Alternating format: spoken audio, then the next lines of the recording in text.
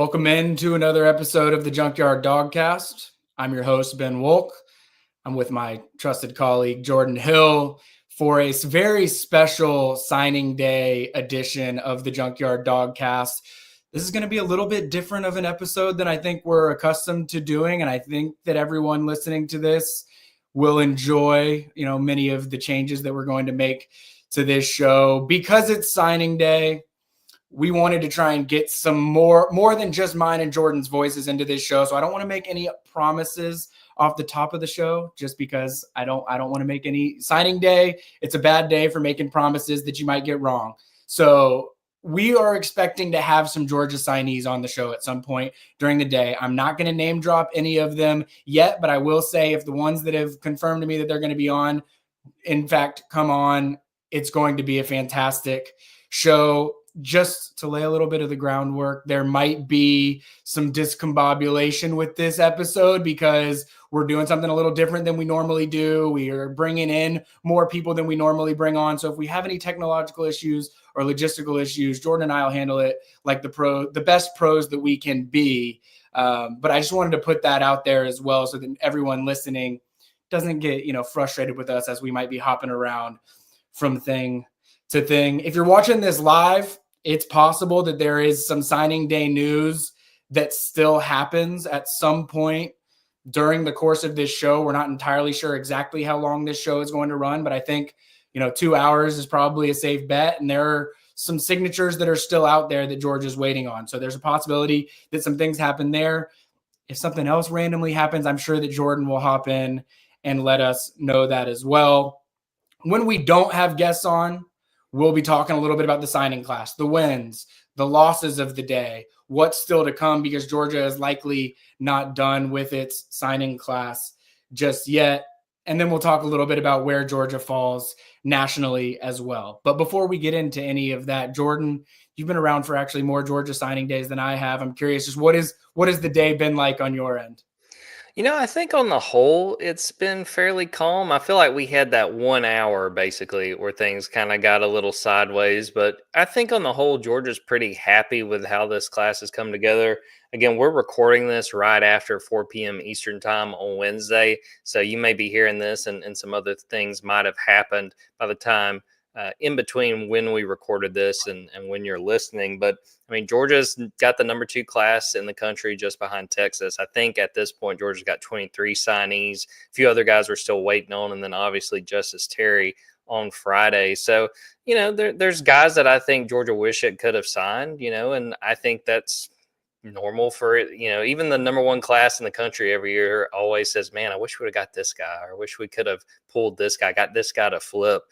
I think Georgia's sitting pretty, Ben, but you would have a better understanding on the recruiting side of how this class has come together. What do you make of what we've seen to this point? Yeah, and we'll get into some of the specifics around the wins and the losses. I'll make no mistake, anything that happened today, either publicly or behind the scenes, we'll touch it at some point throughout the course of this show. I think on a day like today, when you come in with 28 signee or commitments and you're the number 1 class in the country, I mean, more than anything, you just want to retain what you have. Yes, it's always nice to add some things, but I think except for one recruiting loss that it had earlier in the day, I think status quo and being a bit more of a boring day is actually good news for Georgia. There were definitely some things that we thought could have happened along the defensive line, maybe even at linebacker, maybe even a surprise at defensive back. None of that ended up happening during the course of the day, but working behind the scenes, Georgia was definitely heavily involved with a lot of guys. Just sort of getting into like the main news off the top of the day. I mean, I think, I put my mock class out at the start of the day, and if you're a subscriber at Dawgs 24/7, you might be one of the commenters that's given me a little bit of hell for some of the inclusions that I had in there. Understandably so. Sometimes you get around signing day, information starts getting a little bit weird. You don't know what's real, what's not. But what I will say is, coming into the day, I think one of the biggest unknowns was what was going to happen with Ryan Montgomery. And the Georgia quarterback commit had been firmly committed to Georgia since the spring.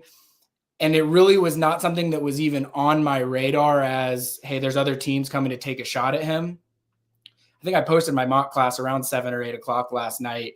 And within 7 minutes of posting that, I get a text message that Florida's making a run at Ryan Montgomery. That was a huge surprise to me at the time. It was not something that was even on my radar whatsoever. And so I started digging into it. And sure enough, Georgia ends up having to fight off Ryan Montgomery for Florida. Florida had a couple of conversations with him over the last 48 hours. He had a meeting set with them this morning. And quite honestly, I thought that meeting was going to suggest that he was going to flip to Florida. That was I had him in my mock class that I put out last night, but I thought that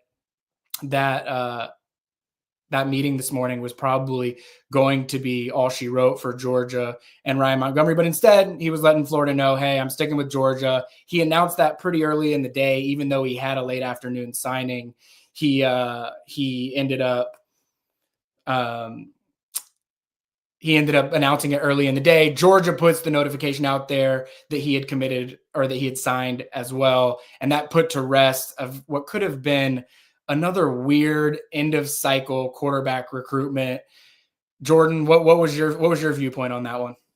Man, I was sort of having Dylan Raiola flashbacks with like, oh my gosh, is this? And this was even more last minute than when the smoke popped up with Dylan Raiola in Nebraska last year. So I think it's a situation where it worked out in Georgia's favor. I will say, I don't know if you felt this way, Ben. I did find it kind of strange that this smoke with Florida popped up for Ryan Montgomery, because it wasn't that long ago that Florida flipped Tramel Jones from Florida State. And because initially I was like, okay, let's say he does actually flip to Florida.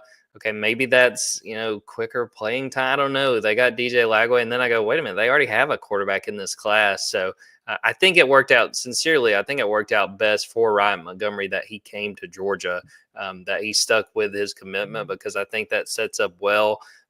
Fascinated to see what this quarterback room looks like, even outside of the high school guys, with Hezekiah also coming in from over here in Clark Central. I think we are in for a ride when it comes to what this quarterback class, or what this quarterback room rather, will look like. But I think that I'd say Georgia's got to be pretty happy that it held on to Ryan Montgomery, and a little bit of drama late, but hey, you can laugh about it after the fact when the guy winds up sticking with his commitment.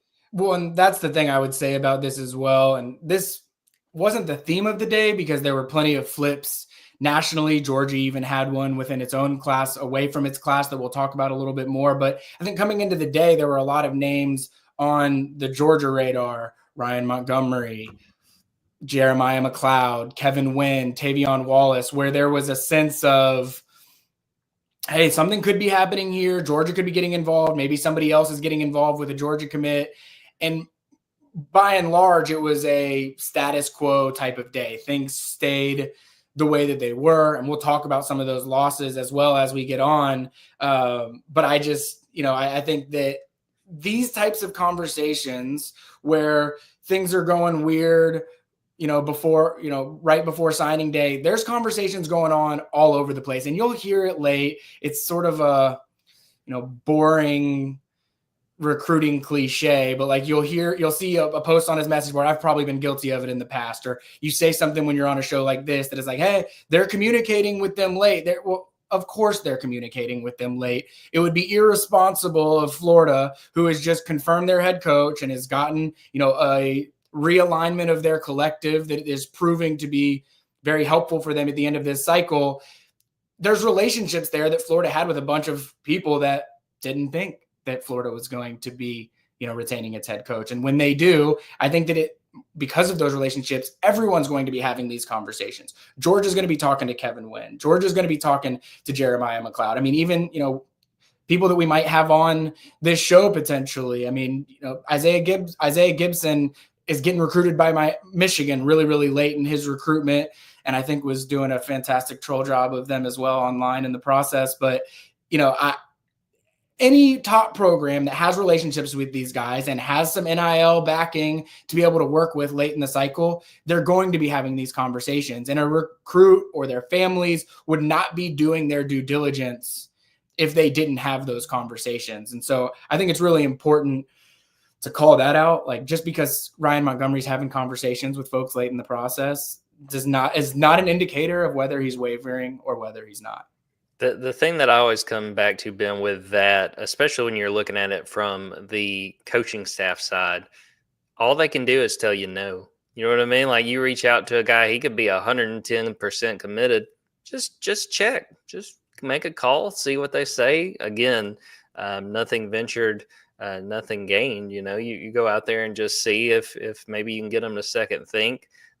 For the most part, Georgia did a pretty good job of not having to run into issues with guys flipping. I mean, it wasn't completely clean off the top, but I think Georgia's very happy with how this thing played out. And every staff is dealing with the same thing. Every staff is trying to fight off people trying to flip guys and trying to maybe add one or two along the way, especially the ones that had really good classes coming into Wednesday. One thing I should have done, off the jump as well. Georgia came into the day as the number 1 ranked recruiting class because of things happening nationally. Because Georgia didn't add anybody new today and did lose a recruit, Georgia has dropped down to the number 2 class. But we know that there's still obviously some possibilities of them to add 5-star Justice Terry on Friday as well, and that could boost them back up to the first place class. So we'll talk about that a little bit more as the show goes on too. While we're waiting on some guys to hop on, and I think that we probably will here, fingers crossed, hopefully we'll shortly. I want to talk about the quarterback position more, just because I want to get to every position group of guys that Georgia signed. We'll talk about things that happened today, but I want to make sure we do as best we can, highlighting who signed and who is in Georgia's class right now. And so I'll just go through the depth chart really, and I'll start at the quarterback position until we wait for others to jump on. We've talked a bunch about Ryan Montgomery. He was the piece that Georgia felt like it had to bring in. Georgia was very strategic in identifying him versus some of its other targets in the spring. And I think it probably made them sleep a little bit easier tonight, knowing that they made that choice, not regretfully in the spring, the fact that he ended up signing. One name that we're still waiting on his signature to officially come through with Georgia is Hezekiah Millender. He had his signing day this morning. He was decked out in Georgia gear. I know that there were a couple of other reporters that were even there and had videos of it. So as far as I know, there's nothing weird going on there. It's just a matter of waiting on signatures to either officially get in or for Georgia to announce them sporadically throughout the day. But I think getting 2 quarterbacks was important for Georgia after missing on their second quarterback, or really what was their first quarterback last cycle with Dylan Raiola flipping late. You knew that Georgia was trying to play that numbers game, both in the portal when they took Jaden Rashada, obviously taking a quarterback late in the process as well. So I think that Mike Bobo identified 2 guys with 2 different skill sets, both of whom are very eager to be at Georgia. And I think both of whom have come to Georgia with the intention of developing and sitting back and saying, hey, this is, what we understand. You're not necessarily coming in as a quarterback year 1 and starting, but there has been proven development for that quarterback position. And I think that has played itself out as well. I see now that we actually are about to welcome on our first very special guest of the show. We're very excited about having this guest on. He's a 4-star in the 24/7 Sports rankings, 6 star as far as I'm concerned. He is committed. He's been committed to Georgia since the summer, chose over schools like Miami. 6'1", 205 pounds, Armwood, Florida. Welcome into the show, Tyler Williams. Thank you. Tyler, thanks for having me. Thank you for joining us. How does it feel today? Man, I feel blessed. I'm really excited. I'm ready to get to it now. I got to ask, you're rocking the Georgia gear. I know that people that are watching are going to be thrilled about that. You're a Florida guy. Yes, sir. What is it like waking up and around a bunch of Florida folks and signing to go to the University of Georgia? I mean, it's awesome having everybody around you saying "Go Dogs" when they're usually saying "Go Gators" or "Go Canes." So it's amazing. I guess that's a question that a lot of people would like to know too. I mean, how close did it ever get with one of the Florida schools? I know we'll get into Georgia and why Georgia, but how close were one of those in-state schools from flipping you? I mean, it was a point in time where I thought I was going to be at Florida. It was a point in time I thought I was going to be at Miami, UCF. Like, all the Florida schools really had, like, real hot chances. So it was pretty close. All right. So I know you've got some family in the Atlanta area. Is it fair to say, or I guess I'll ask it this way. How much credit are we willing to give your family for you ending up at Georgia? I mean, I'll give them a lot of credit, but really most of the credit is, to all glory to God. He put me in this position, so it's a blessing. All right. So for the people that are listening that aren't aware, who in your family, you have Georgia folks in your family that were in your ear. I think I know one time we were talking before you had committed to Georgia and you had, I think it was an uncle maybe screaming, go Dogs in the background. Who is it in your family that supports Georgia, and what has that influence been for you that helped bring you to Georgia?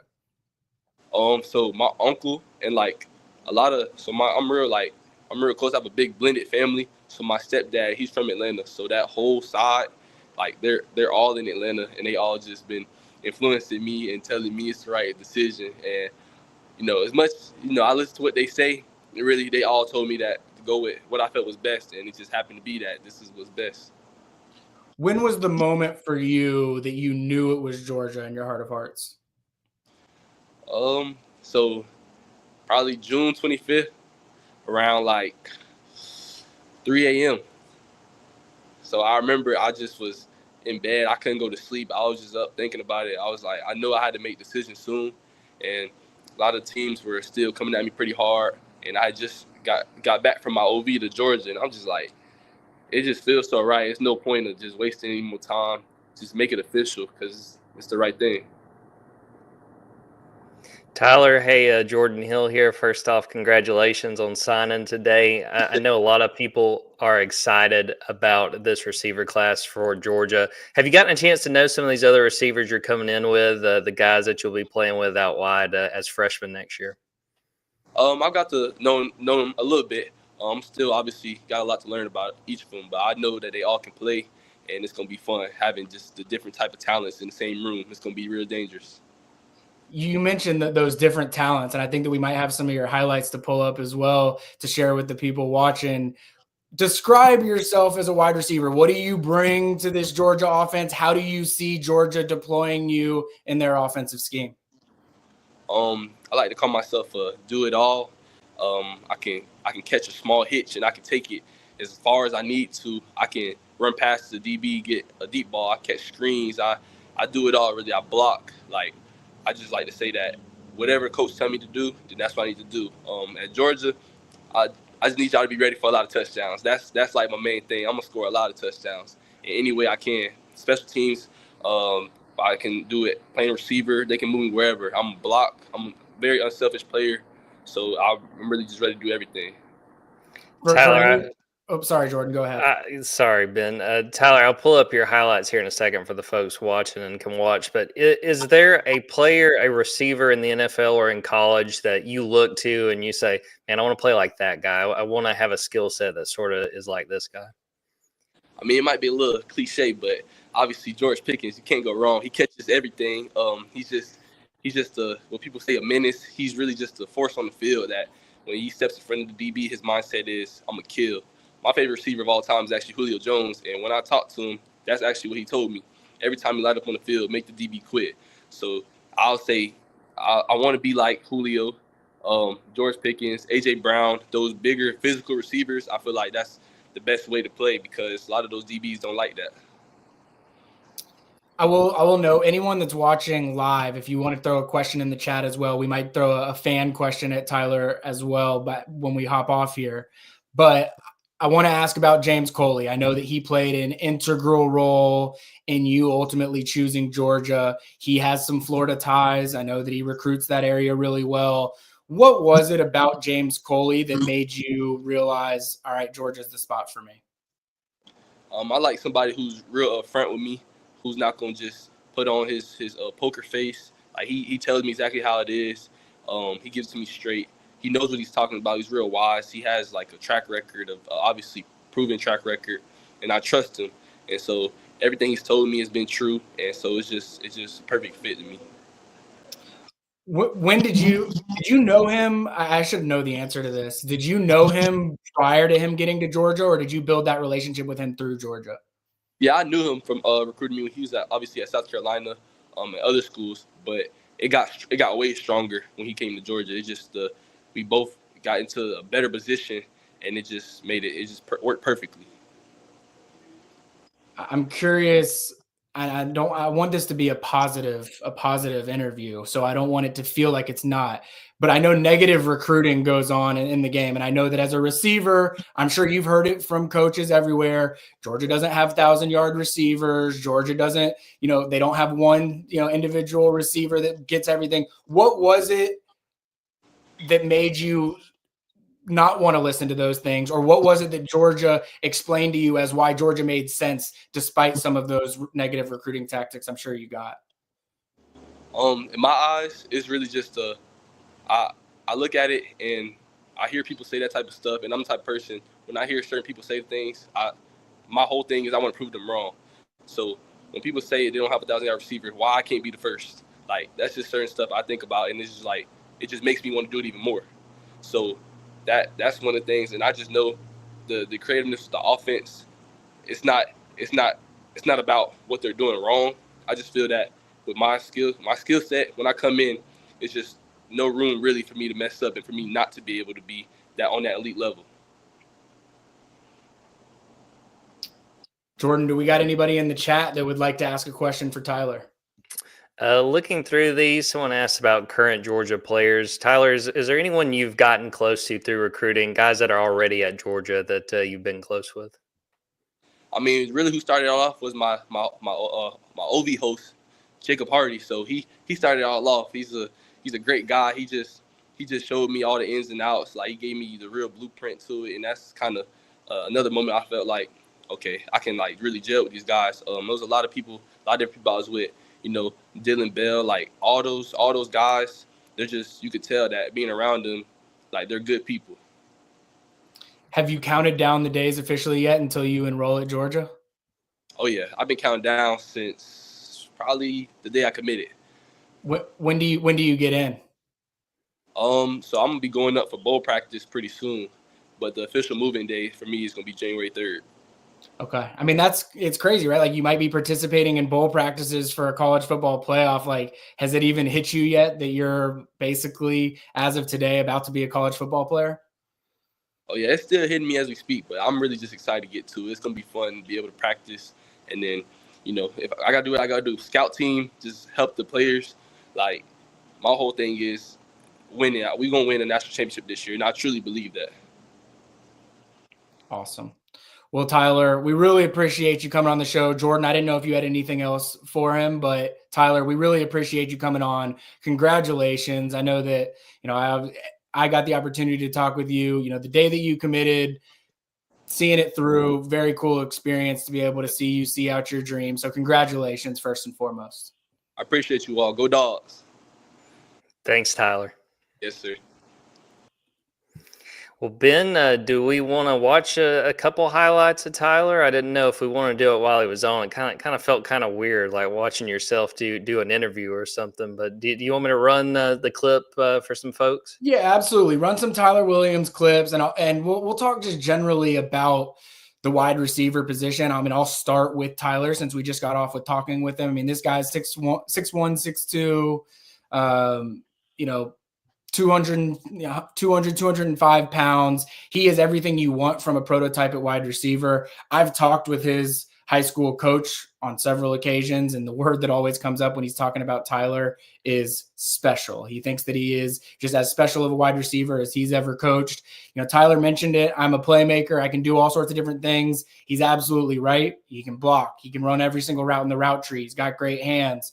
You go look at his stats this year. I do the weekly Future Dog Watch article. Every single week he was good for 100 yards and a touchdown. I mean, that was the Tyler Williams experience. So very much looking forward to watching him play at the next level.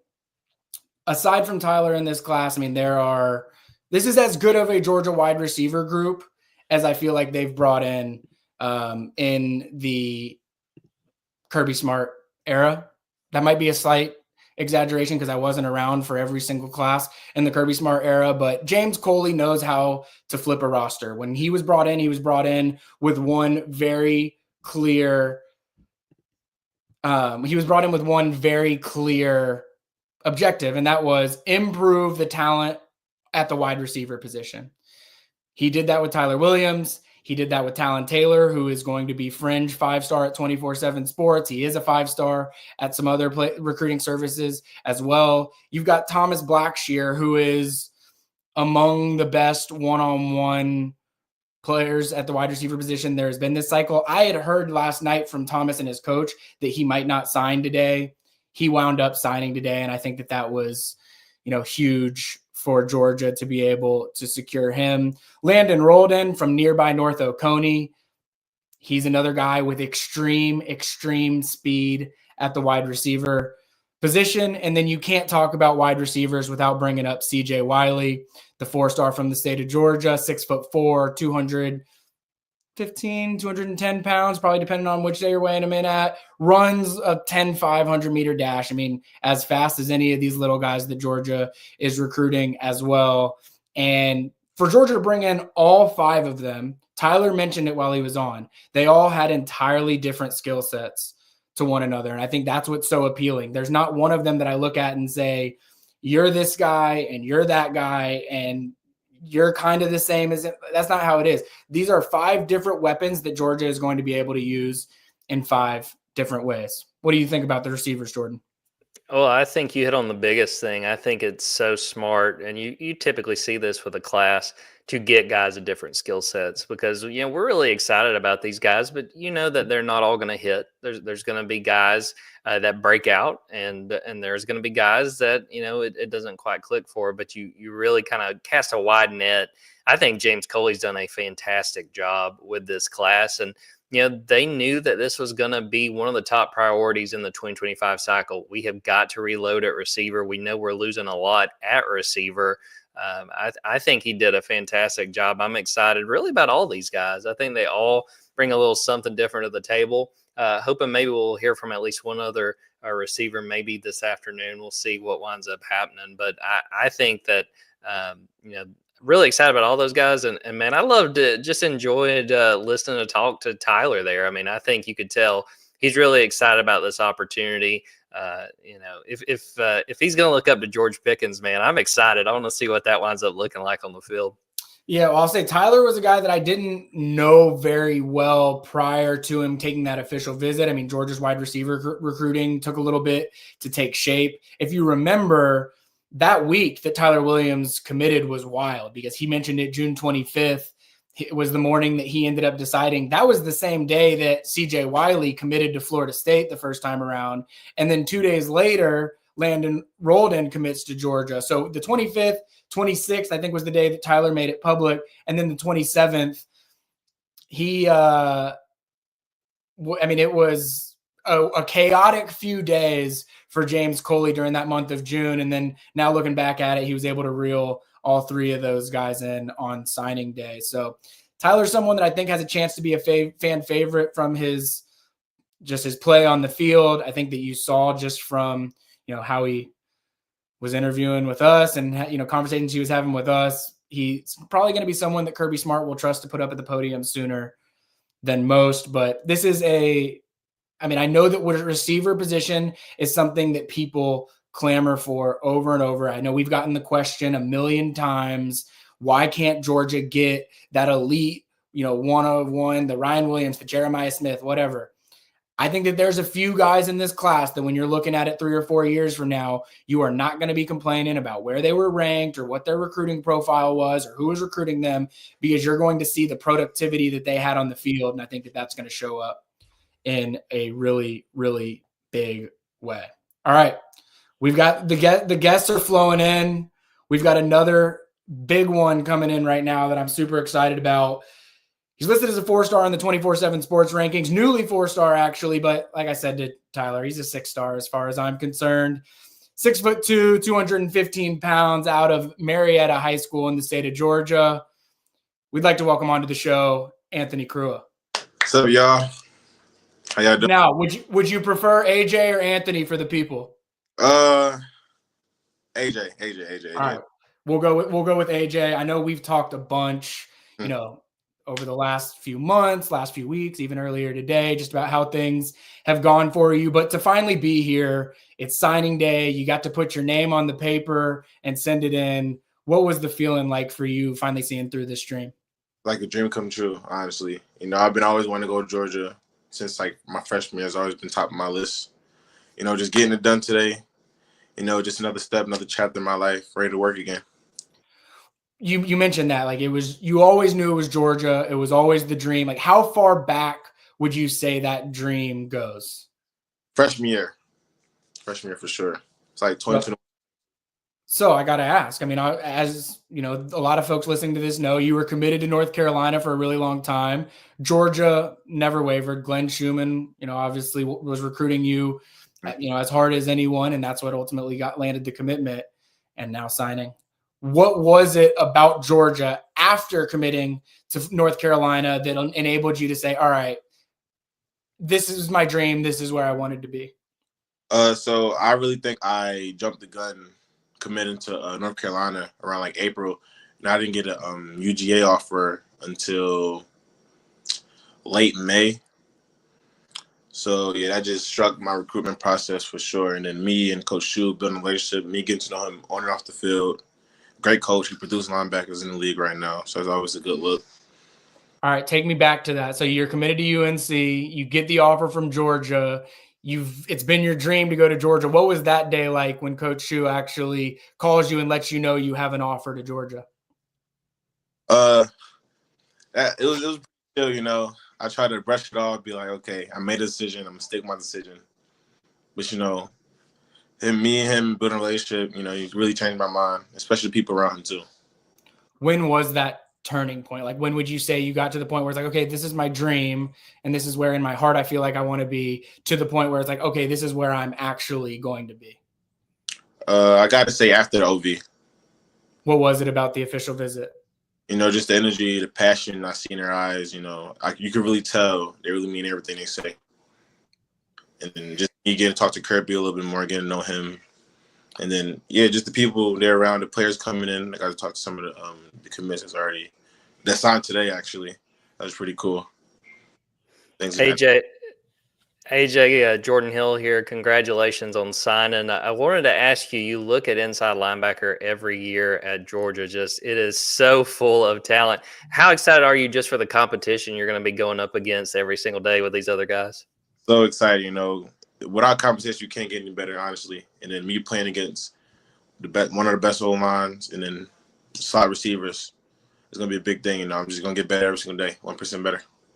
All right, I know you're a linebacker. I know that Glenn Schumann recruited you. I also look at your weekly stat sheet at Marietta, and I think you went for like 900 yards of total offense at least. I might even be underselling it. I think it was 10 touchdowns or close to that. Have you nudged James Coley or Josh Crawford, the running back and receivers coach, and said, hey, if I need a chance, I got you? I haven't talked to him about it, but if we need to get that done, I could definitely hop on the offensive side of the UGA. So if I get that chance, I'm gonna take it. On a real note, being committed as a linebacker, like Jordan mentioned, there's an illustrious history of Georgia linebackers, and a big reason for that is Glenn Schumann and just the pedigree that he has as the defensive coordinator and linebackers coach. What is it for someone that's never been recruited by Glenn Schumann? Like, what is it about him that is so compelling and so convincing, even when you're committed to another program?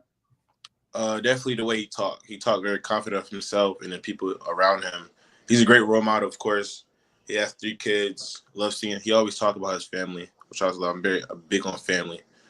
And then just the fact that he knows ball. He has so much knowledge in his head. It's actually insane. I really look up to him because he really knows ball. That's just a great coach to be on, especially if I want to play at the next level. I think anytime that I talk to a linebacker, they say what you just said, like he's a genius, he's a mad scientist type at defensive coordinator. Was there anything, I know when you have these official visits and you said that was really important for your ultimate decision, I know sometimes they'll sit down and they'll break down film with you and just talk ball. Was there anything that stood out to you from that experience with Schumann that, reaffirmed how you felt about Georgia? Yeah, definitely. Because honestly, I would say the same mindset, but like the way he talked is just like my defensive coordinator here at Marietta. So that really made me very comfortable, make everything he say understandable to me. And then I was really getting the concept he was saying, the plays, the schemes, and all that, how they are grouped together. So that was definitely a big part. Me being comfortable with the playbook already, even though I haven't played a snap yet. AJ, I wanted to ask from one of our people watching on YouTube, do you have a favorite past Georgia linebacker? Is there a guy that's played at Georgia that you really liked watching play at linebacker? I have two, actually. Currently, Jalen Walker, dog. I mean, I don't know. Everybody going to say he's like that. And then Nakobe Dean. I love Nakobe. I love watching his highlight tapes. I mean, I talked to him a couple of times. He's a great guy. He's on the Eagles right now, and I'm originally from Philadelphia. So, born and raised Eagles fan. Yeah. That's awesome. So born and raised an Eagles fan, now being a Georgia guy, I imagine that there's a lot of favorite Eagles that you've got too.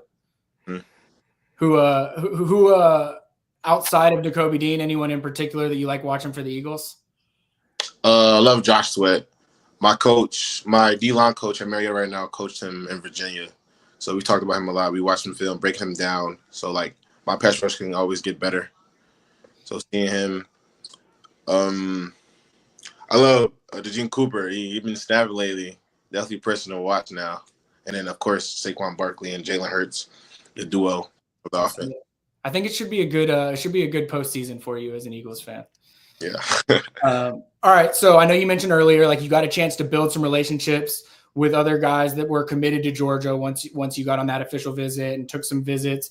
How much of you and Zayden Walker had a chance as the two linebackers in the class sort of talk about what your experiences are going to be like together?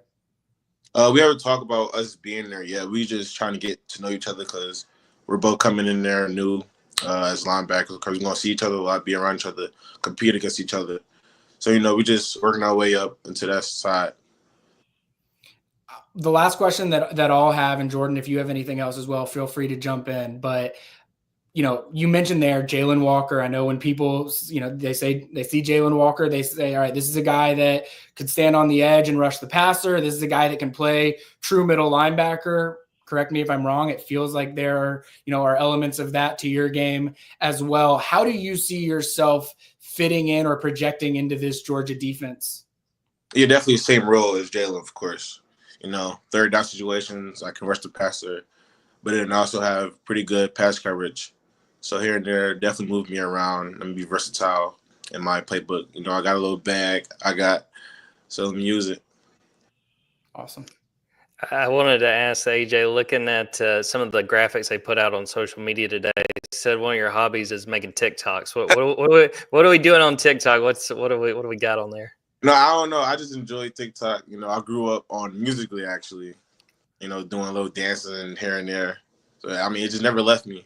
I definitely enjoy that. On a more serious note, what do you want Georgia fans to know about you and what you plan to bring to the table as a dog? I'm a dog, so I'm going to the Dogs for sure. I'm a man of my faith, child of God, of course. And I'm going to work hard until, my name get up there. Awesome, AJ. Well, as we've both said, but most importantly added today, congratulations. I know this was a dream come true for you today. So for it to finally come to fruition, congratulations. Thank you for coming on and joining the show. I know the Georgia fans were really appreciative of it. Sir, no problem. Awesome. Thank you, AJ. Great stuff. Ben, do you want to pull up some more highlights and talk a little bit about AJ's game? Yeah, let's do it. Let's talk about AJ, and then I'll just talk about Zayden Walker a little bit while we're at it as well. I think what it's a lofty player comp, obviously, to say Jalen Walker just because of how athletic he is. But when you watch AJ's film, it's easy to see why. I mean, he will sometimes be, as you're seeing here, hand on the ground, playing more of a defensive end role. A lot of times he'll be coming off the edge, standing up. A little bit less in his film as he's playing that middle linebacker role, but that's okay. I think that Georgia has looked at a couple of guys, even Zayden Walker in this class. There are a couple of guys that Georgia has taken in the past, Jalen Walker being one of them, that what they've shown at the high school level as their primary skill set is not all that Georgia believes that they're capable of doing. And so I think that AJ is someone that's going to play a lot more middle linebacker in his career moving forward. I will also say, we had him listed as a 3-star before the most recent update, and we bumped him up to a 4-star. I think that had to happen because he is someone that when you show up to a field and you see AJ Crua, you notice him. I mean, the way that he is built, the way that he runs, as you just saw, sort of his DNA and the way that he feels about the Georgia legacy and things like that at linebacker, he just feels like a Georgia guy to you. So huge pickup for Georgia. This was someone that when he committed to UNC in the spring, I think that there was a little bit of anxiety around Georgia because he was someone that I think Georgia felt that they were like, okay, we know that this guy is there and we don't know how many other people know that he's there. And when he committed to North Carolina, I think Georgia was very quick to get an offer out there and really start recruiting him, on that daily basis, which Glenn Schumann does an impeccable job of. Got to bring up Zayden Walker as well while we talk about AJ Crua. I mean, Zayden Walker, 5-star linebacker from Schley County, Georgia. He is among, within this recruiting class, there's a few guys that I would point to and say, hey, Georgia had to have this guy, or Georgia just really, it would have stung if they missed on this guy. I mean, I think Elijah Griffin is one that you point to. I think Elias Williams is one that you point to. Justice Terry's still undecided, but he's one that you would point to. Zayden Walker certainly fits that as well. Isaiah Gibson is one that I'd missed too. But Zayden Walker was a can't miss, and because of that, it's not a surprise how his recruitment went. He was the first guy to commit to Georgia in the summer, recruiting period. After the official visit happened at the beginning of June, he was the very first one that committed and then sort of kicked off what was going to be a very, very busy month of Georgia recruiting. And so Zayden Walker became a staple of this class for Georgia, and for them to be able to pair AJ Crua with him as well. Incredible, incredible recruiting wins for Glenn Schumann, which I feel like we could probably just put that on repeat for next year's show or last year's show or any other show where Glenn Schumann is signing linebackers. I wanted to bring that up, Ben. I feel like the entire time I've been on the Georgia beat, we go into a recruiting cycle and I go, okay, I mean, what are they going to do at linebacker? Like, they're stacked. There's no way they can get these guys. And then they do it again. They stack linebacker year after year. And I think specifically these last 2 years, I mean, Glenn Schumann does not get enough credit, I think, for the recruiter he is. And I mean, I think, Ben, it's got to be hard to convince those guys, look, you may have to wait your turn, but just look at what we put in the NFL. Just come to Georgia, learn to play the position. You'll get your opportunity. And we've seen guy after guy make the most of it. Well, I think we talked a little bit about the receiver position and how James Coley is having to put in what I consider extra effort to sell the case to land a wide receiver class like this. Glenn Schumann's almost the exact opposite. I mean, the Georgia linebacker position at this point completely recruits itself. Now, that is a credit to Glenn Schumann. That's not to take away from anything that he's done this recruiting cycle. He has just done such a masterful job of stacking linebacker classes and putting guys in the NFL year over year over year. I mean, look, AJ Crua grew up a Philadelphia Eagles fan, and a Georgia middle linebacker is starting for the Philadelphia Eagles on a team that might be the best or one of the best in the NFC. It doesn't take much selling for Glenn Schumann to be able to help people understand this is why Georgia's a good fit for you. I will say I appreciated his honesty, which he said Nakobe, that he liked Nakobe, but then when we gave him another option, he said Jared Sweat. He had a lot of other Georgia guys he could have went with, but hey, I appreciate the honesty, and that's not a bad choice either. No, I totally agree. Also, the cool connection that his high school coach, also Coach Montez Sweat, that maybe tells you a little bit something about what his future could look like and how he could develop as well. No doubt about it. All right, we're going to take a short break. We have some other guests coming on the other side, and we're waiting for them to coordinate some of their schedules. So we're really excited about those that are going to be hopping on. We're going to take a quick break. We'll come back and we'll talk, all things signing day, and hopefully have some more Georgia signees on.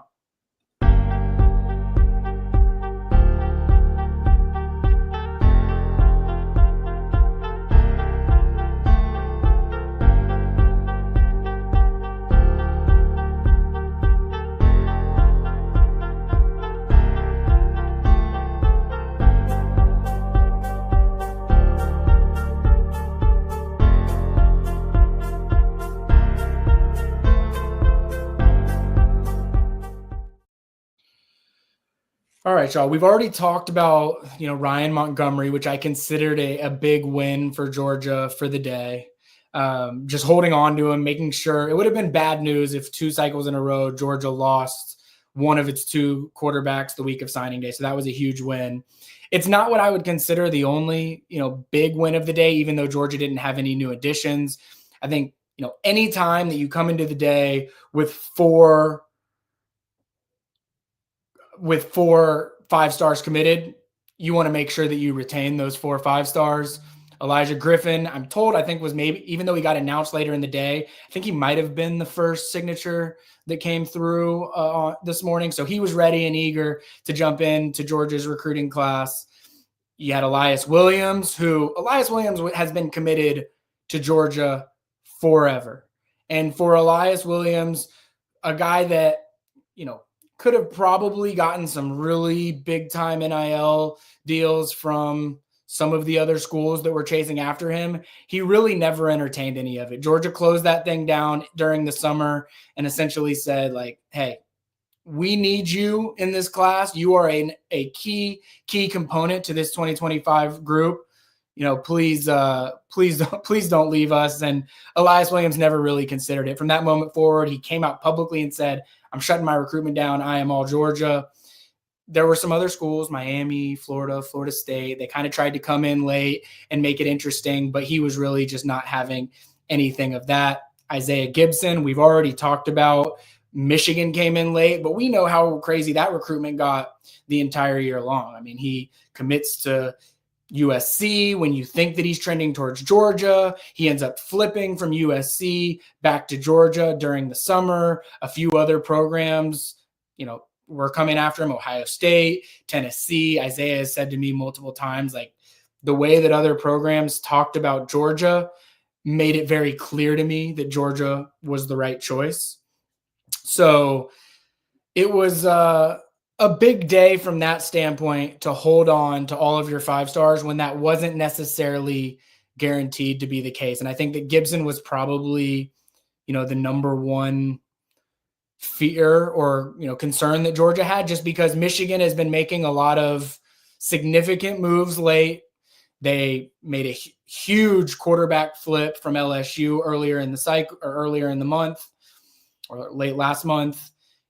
It just, felt like Michigan could be the right spot for something weird to happen late. But as it turns out, that was never really going to happen. Chidera Uzo-Diribe did a fantastic job with him, with Darren Akinigbon, with Chase Linton, who I don't want to make any promises just because schedules have been shifted around a little bit since we've been on here. But I think we'll hear from Chase at some point during this show as well. And I think we'll get a chance to talk about just how big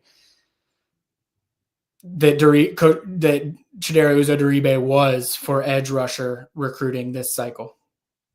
Yeah, I think I enjoyed watching Isaiah Gibson's commitment on Wednesday because, we're trying to watch as many of these as we can. Even the guys we feel pretty good about, you just want to make sure nothing weird happens at the end. And Isaiah said something to the effect of, I've been trolling. I've been getting people watching, seeing if maybe he'd flip to Michigan, but to keep Isaiah Gibson in state. I mean, can we talk, Ben? I don't want to, totally change the subject, but man, the job that Georgia did recruiting in state this year. I mean, we were talking about it before a media availability the other day. It is, to me, pretty outrageous just how much of this class are Georgia guys and what a good job Georgia did keeping these guys in state. Well, you bring that up. It's very rare that there are 5 in-state composite 5-stars. You look at the 24/7 Sports composite, there are 5 guys right now that are listed as 5-stars in the composite. So aggregating all of the various recruiting rankings. And those 5 guys are Elijah Griffin, Elias Williams, Isaiah Gibson, Zayden Walker, and Justice Terry. At this exact moment, 4 of those 5 guys are signed to Georgia. And there's a really good chance, I think, that Justice Terry is going to be signing with Georgia in 2 days. It's not guaranteed yet. There's still some recruiting that needs to go on when he makes his decision on Friday. But if there's a world where Georgia is able to sign all 5 of the in-state composite 5-stars, it will be, there has been narratives out there that Georgia has trouble holding on to in-state guys, and that, when there's big 5-stars in the state of Georgia, all these other programs are going to come after them. And because of that, it's going to be hard to get multiple of them. That could not have been further from the truth this year. I mean, this was, from a top end of the class standpoint, as high of a hit rate as I feel like Georgia has had. Yeah, I think it's funny, Ben. I don't know how much you deal with this, but I have a lot of family that are big Georgia fans, and anytime any kid, doesn't have to be a 5-star, can be pretty much anybody that's from Georgia, doesn't sign with Georgia, they're like, how did we let this guy go? You're not going to be able to keep all of them, but you want to be able to pick and choose. Georgia does such a great job of that every year, and I think it's showcased in this class. All right. Speaking of in-state 5-stars, there is no better man to bring onto the show at this point in time. So I would like to introduce a very, very, very special guest, arguably the most special guest that we've had on this thing. He's a 5-star, #1 defensive lineman in the country. Elijah Griffin. If they gave out 10 stars, I'd give you 10 stars. But Elijah Griffin, welcome to the show. Thank you. I appreciate it. All right. So I know you've been getting recruited probably longer than any human being in the 2025 recruiting class. So for this day to finally come, for you to be able to put your name down, what were the emotions going through you as you finally became a Georgia Bulldog today? Honestly, I mean, I was excited. It was a special moment for me, I was just taking it all in because, this was my last time being in high school. And, to put that pen to paper, I mean, it just shows you how fast time flies. And, I'm just ready to get to work now. So I want to take people a little bit back through your decision-making process and how you got to Georgia in the first place. And I know you didn't make your decision until October after you took that birthday official visit, but I know that you probably made that decision well before that. Is it fair to say that you left the Ole Miss game in 2023 and that was sort of the moment where you said, all right, I know it. Now it's just a matter of how I communicate it to everyone else?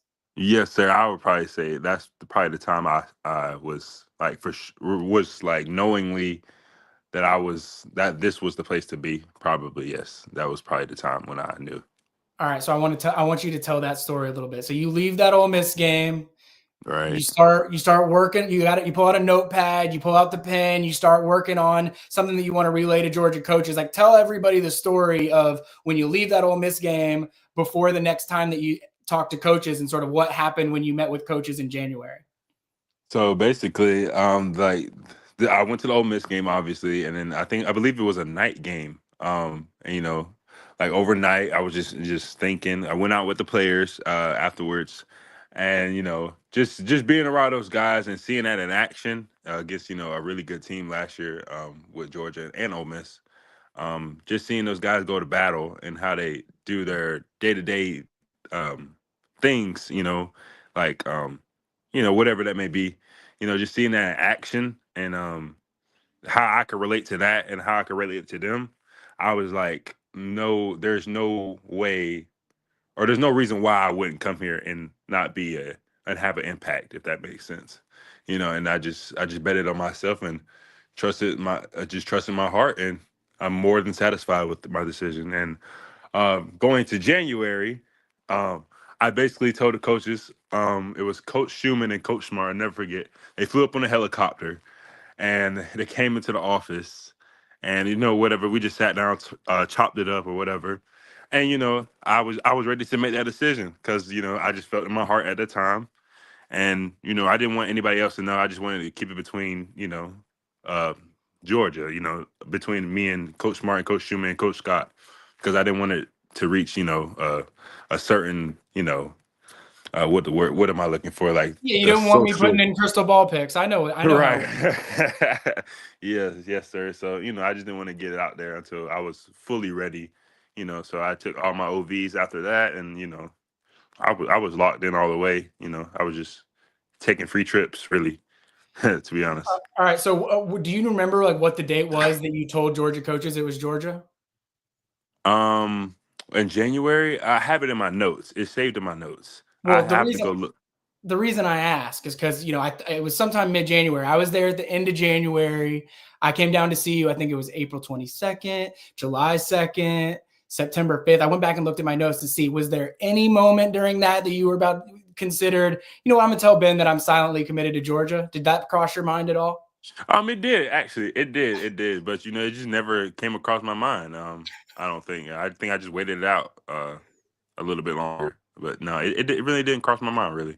No, I'm just kidding with you. By no means should you ever feel obligated to tell me anything. And I'm appreciative that you told me your story, when you did.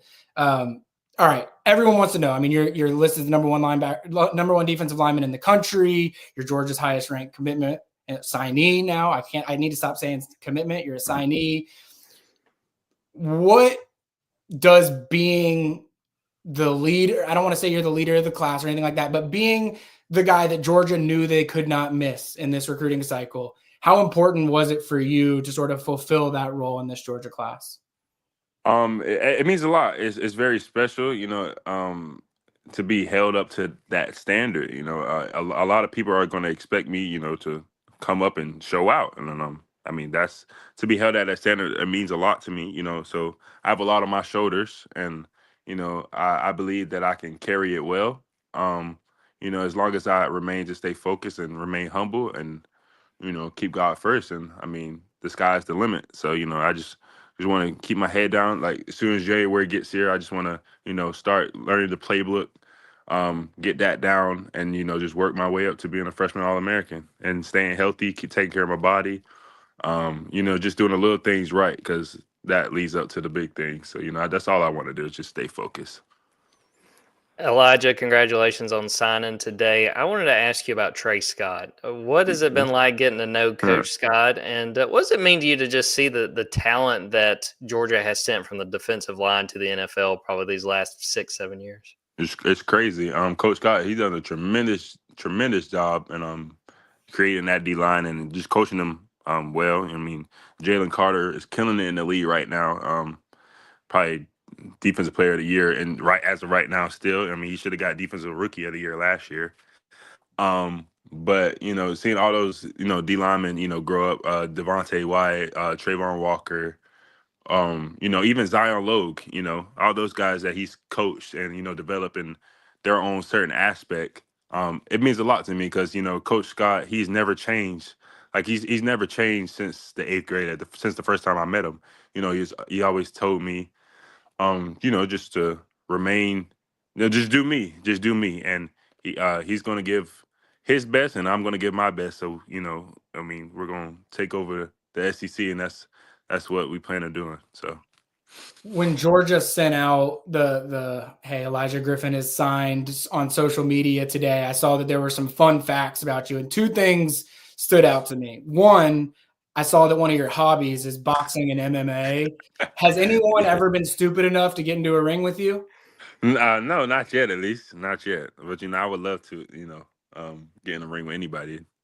But no, I don't box. I just watch it. I don't know why they put boxing MMA like I'm picturing you just getting in a ring with somebody and it just being the worst day of their life. Yeah, so. Elijah, I was getting ready to ask you about, hey, how's that help with your motor? No, we just like watching it. I like it. Yeah, I just like watching it. I don't want to get in the ring. Not right now. I'm good. The other question that I had from that is, look, you're, like we mentioned, you're defensive lineman. There's a lot of Georgia defensive linemen that have come through that could have been named as your favorite all-time dog, and you had Stetson Bennett as your favorite all-time dog. Why Stetson Bennett? I mean, if you go back to 2021 and 2022, I mean, he put the team on his back, and his story. I mean, he went on. Didn't he go to Georgia Southern, or he walked on? He walked on and then went to junior college. Right, he went to junior college and he walked on, and he took it over. And I I mean, he's ultimately, I mean, as of right now, probably arguably one of the best UGA quarterbacks to ever step on campus, in my opinion. So, I mean, that's just No, I why, think it's you know, it's a good opinion. Good opinion. yeah, for sure. All right, I've got two more for you. One, I wanted to ask you, Savannah Christian, y'all have a great culture down there. Like y'all obviously have a championship caliber program. I know that before you had Warren Brinson, that's now at Georgia, and obviously after you've got LaDamian Guyton as well. That's at Savannah Christian. That's a big time prospect as well. What did you learn from Warren, and how did he help influence you at all? And I guess how have you tried to pass similar things down to LaDamian? Really, what I've learned from Warren, I mean, the learning how to handle being a student athlete. Because it's rough it's hard to be a student athlete, especially, you're playing for one of the hardest coaches in the SEC. He demands a lot out of you, and and not just on the field, but off the field as well. So, just the college life he's taught me how to handle, and just taking care of my body. Stretching. He tells me to stretch a lot. Like, you'll be surprised. Like, he tells me to stretch a lot.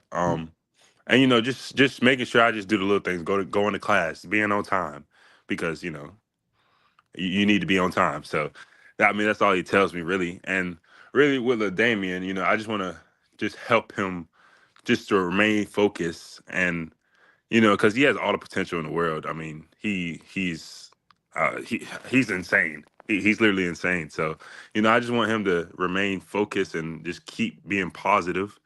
And, because people are going to start looking at him as the leader soon. It was me, and, it went by so fast being a freshman, to being, to somebody else, to be somebody that people look up to. And, he's going to have to fill over those same shoes soon.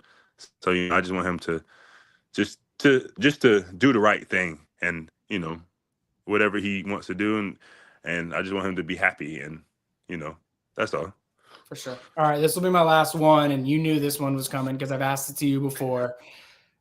Obviously you're signed now. Georgia's still waiting on some potential news from 5-star defensive lineman Justice Terry. Yeah, I can't wait. What do you think's going to happen, and what's your message to him in the final hours? I'm just telling him come home. Matter of fact, as soon as I get over, I'm gonna text him. But I'm just gonna send a dog emoji. That's all I'm gonna say, because he's signing Friday. So but I hope he comes home. I hope he comes home, because that would shock the world. That would shock the world right there. Awesome, Elijah. Well, I know you've got some celebratory dinners and things to get to, so we appreciate you for hopping on with us. As always, looking forward to watching your journey, looking forward to seeing you. Are you doing bowl practices? Yes, sir. All right. Well, that you're going to be a college football player before you know it. So congratulations. I know it was a big day for you, and we appreciate you coming on. Yes, sir. Thank you. I appreciate you. Whoops. Cut him out when he was Sorry, Elijah. We didn't mean to cut you off there. Here you go. Here you go, Elijah. We didn't mean to cut you off there, Elijah. Oh, no. I was just saying I appreciate every single one of y'all throughout this whole process or whatever, So I just thank y'all. Awesome. Enjoy dinner tonight, man. I got you. Thank you. Yeah, bye. We got another one on, Ben. Let's go ahead and get him fired up. Just to let the folks know listening, we're probably, barring any backouts, we're probably going to have some back-to-backs going on here for the rest of this hour. So we've got another one lined up. He's been patiently waiting, so I appreciate him for hanging out in the chat for us, or hanging out behind the scenes for us. Very, very special guest from Atlanta, Georgia, Douglas High School in Atlanta, Georgia. 4-star defensive back, Jonte Gilbert. Thank you for joining the show. How are you today? Good. How about you? Y'all can hear me? We got you crystal clear. I know this day has been a long time coming for you. What did it feel like to officially sign with the University of Georgia today? I really felt amazing, relief off my shoulders, people trying to still flip me, so it felt good today, really. Yeah, I was going to ask about that. Like, I mean, how crazy does it get at the end of this signing period? You stayed true to Georgia, but I'm sure there were plenty of others coming after you. What was life like for you the last couple of weeks? Really hard. Other schools tried to flip me, try to get me up on visits. I'm really locked in with Georgia, so that was really, locked in. Who'd you hear from late? UCF, NC State, and Alabama. Okay. What was it? And we've obviously talked throughout this cycle about what led you to Georgia and that original commitment to Georgia over the summer. What was it ultimately that made you realize that Georgia was the place for you?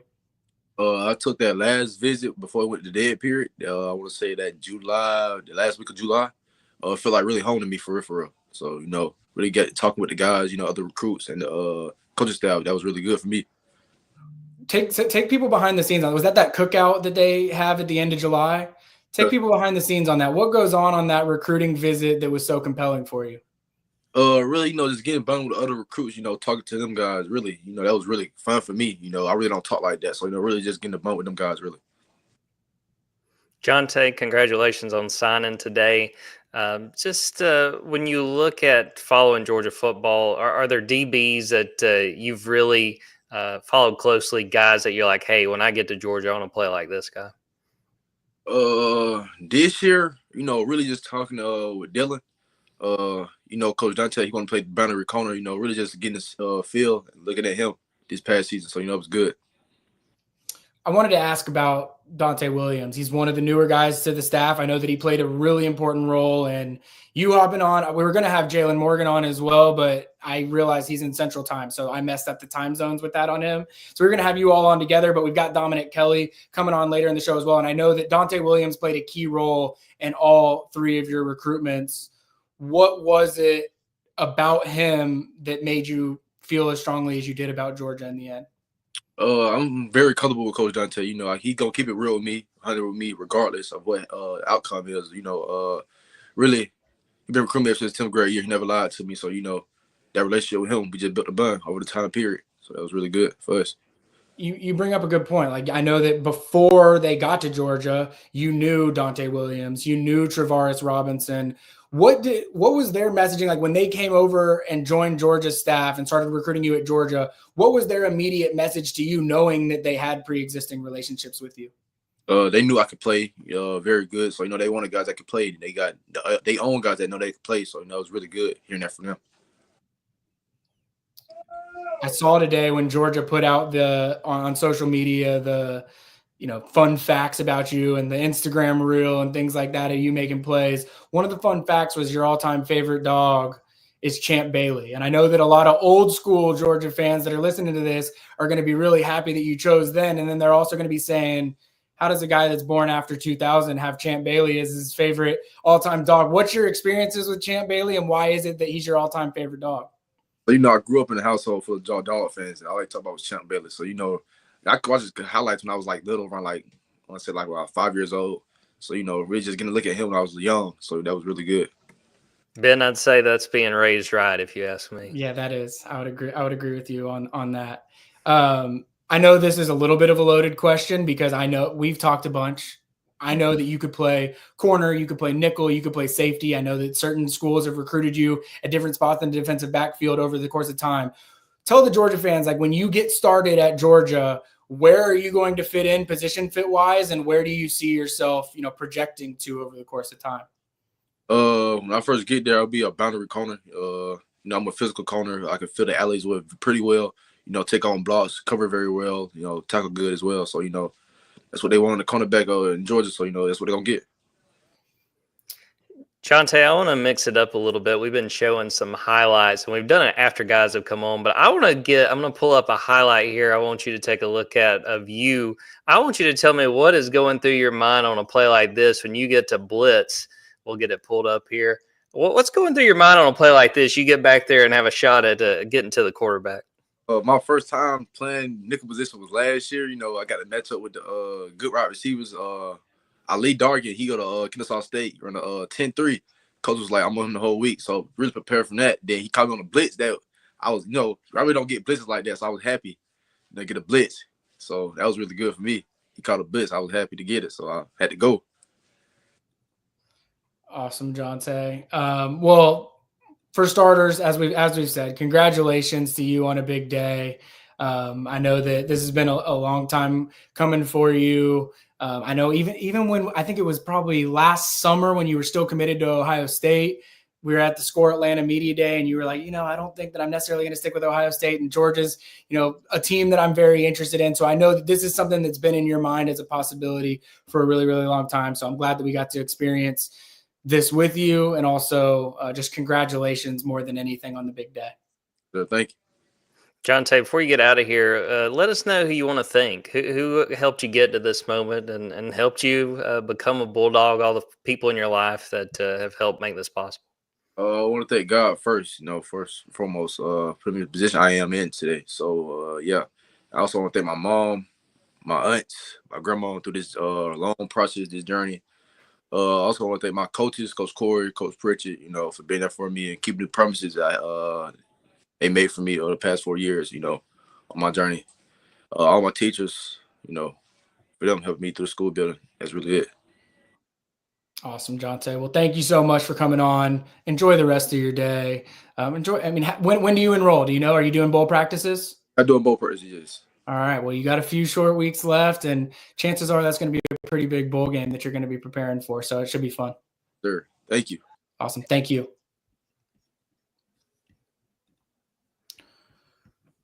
All right. Good stuff back to back from Elijah Griffin, from Jonte Gilbert.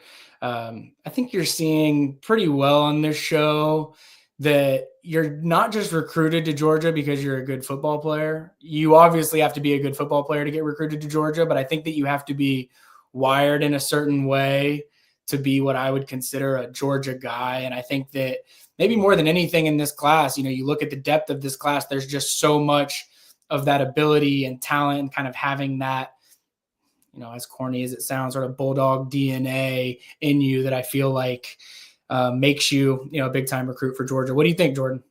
I've been impressed, getting, you have a background with these guys a lot deeper than mine because you talk to a lot of these guys on a real regular basis. But, I didn't really know what to expect when we got a bunch of these guys on here. I think they've all been great. I think they've all done a very good job of sort of sharing their background. And I think these guys are excited. Like I've really enjoyed this and excited to see who else we can get on. Well, right on cue, Jordan, we have another big time guest that's about to join the show. We just had one defensive back on. We're about to have another one on. So I'd like to introduce very, very, very special guest, 4-star cornerback, 6-star as far as I'm concerned, defensive back from IMG Academy, recently reclassified from the 2026 to 2025 class, which I'm sure that we'll talk about plenty during this interview. 6'2", 175 pounds. Dominic Kelly, thank you for joining us. How are you doing today? Yes, sir. I'm doing well. Thank you for having me on the show. All right. I know for you, this is maybe different than others because you were not always in the 2025 class. You might have known longer than others that you were going to be. But for you, a day like today, what was it like finally putting pen to paper, being a Georgia Bulldog? Man, it was a great experience. It's really coming to fruition. A lot of long days, and it's been a long journey. It certainly isn't over. I'm excited for what the future holds. But, today was a huge step, and it was a culmination of kind of last 4 years of high school combined with Little League. Just finally getting to this day, it really does mean a lot. Let's get into the reclassification because it's big news for Georgia because they were looking obviously for 2025 defensive back to be able to add to the class. Little did many know that it was going to be coming from their own 2026 class. When did that conversation start, and what led you to reclassify into the 2025 cycle? It's something that I've had in mind for a while now. I've communicated to coaches before. I just hadn't gone public about it. But when I first started the relationship with Coach Dante, it's something that I told him right away, that I'm looking to reclass and, I have the availability with, where I'm at in high school with my credits. So it's been in the works for a while now. Just when I went public is obviously when everyone else got to know about it, but it certainly isn't a decision that just happened. It's been thought over long and hard. And, like I said, just finally coming out about it. But, it's been in the works for a while. Yeah, so I found out that you were reclassifying. Well, I think you and I had maybe exchanged some texts, like it's a possibility that it would happen, whatever. But I think I found out about it when you walked out of the tunnel with your official visit caller on. And I knew if you're on an official visit, you're obviously in the 2025 class, not the 2026 class. What was that Georgia official visit like for you? Oh, it was a great experience. honestly, I feel like it couldn't have gone any better, especially like with the result and the atmosphere of the game. And then, I just first class experience for sure, right? Like, being around all the coaches, getting to spend some more time because, it's quick when you go just on game day visits, right? You're showing up the day of, you leave after the game. It's not really like an intimate experience. So getting to go out to dinner with guys and, spending some time with my player host and really having, like some deep, long conversations at dinner. It was a great experience for sure. It definitely solidified, the decision that I made, and I felt like I was in the right place. Dominic, congratulations on signing today. Ben brought up one of those visits. Take me through what a visit at Georgia's like. I mean, what stood out to you when you got a chance to do that, and what it's like getting to go through that experience? The thing that stood out to me the most, that a lot of people don't really think from the outside, is just how close Georgia really is. Like, it truly is a family environment. The coaches are extremely close.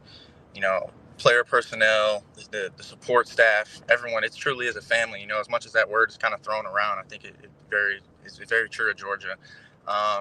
And then just how genuine everyone is, right? Like it's a very real feeling when you go there. I think a lot of times when you go on visits and you're recruited, you're being sold on things, right? So at Georgia, it's less being sold and more, hey, this is how we think you can fit to our culture.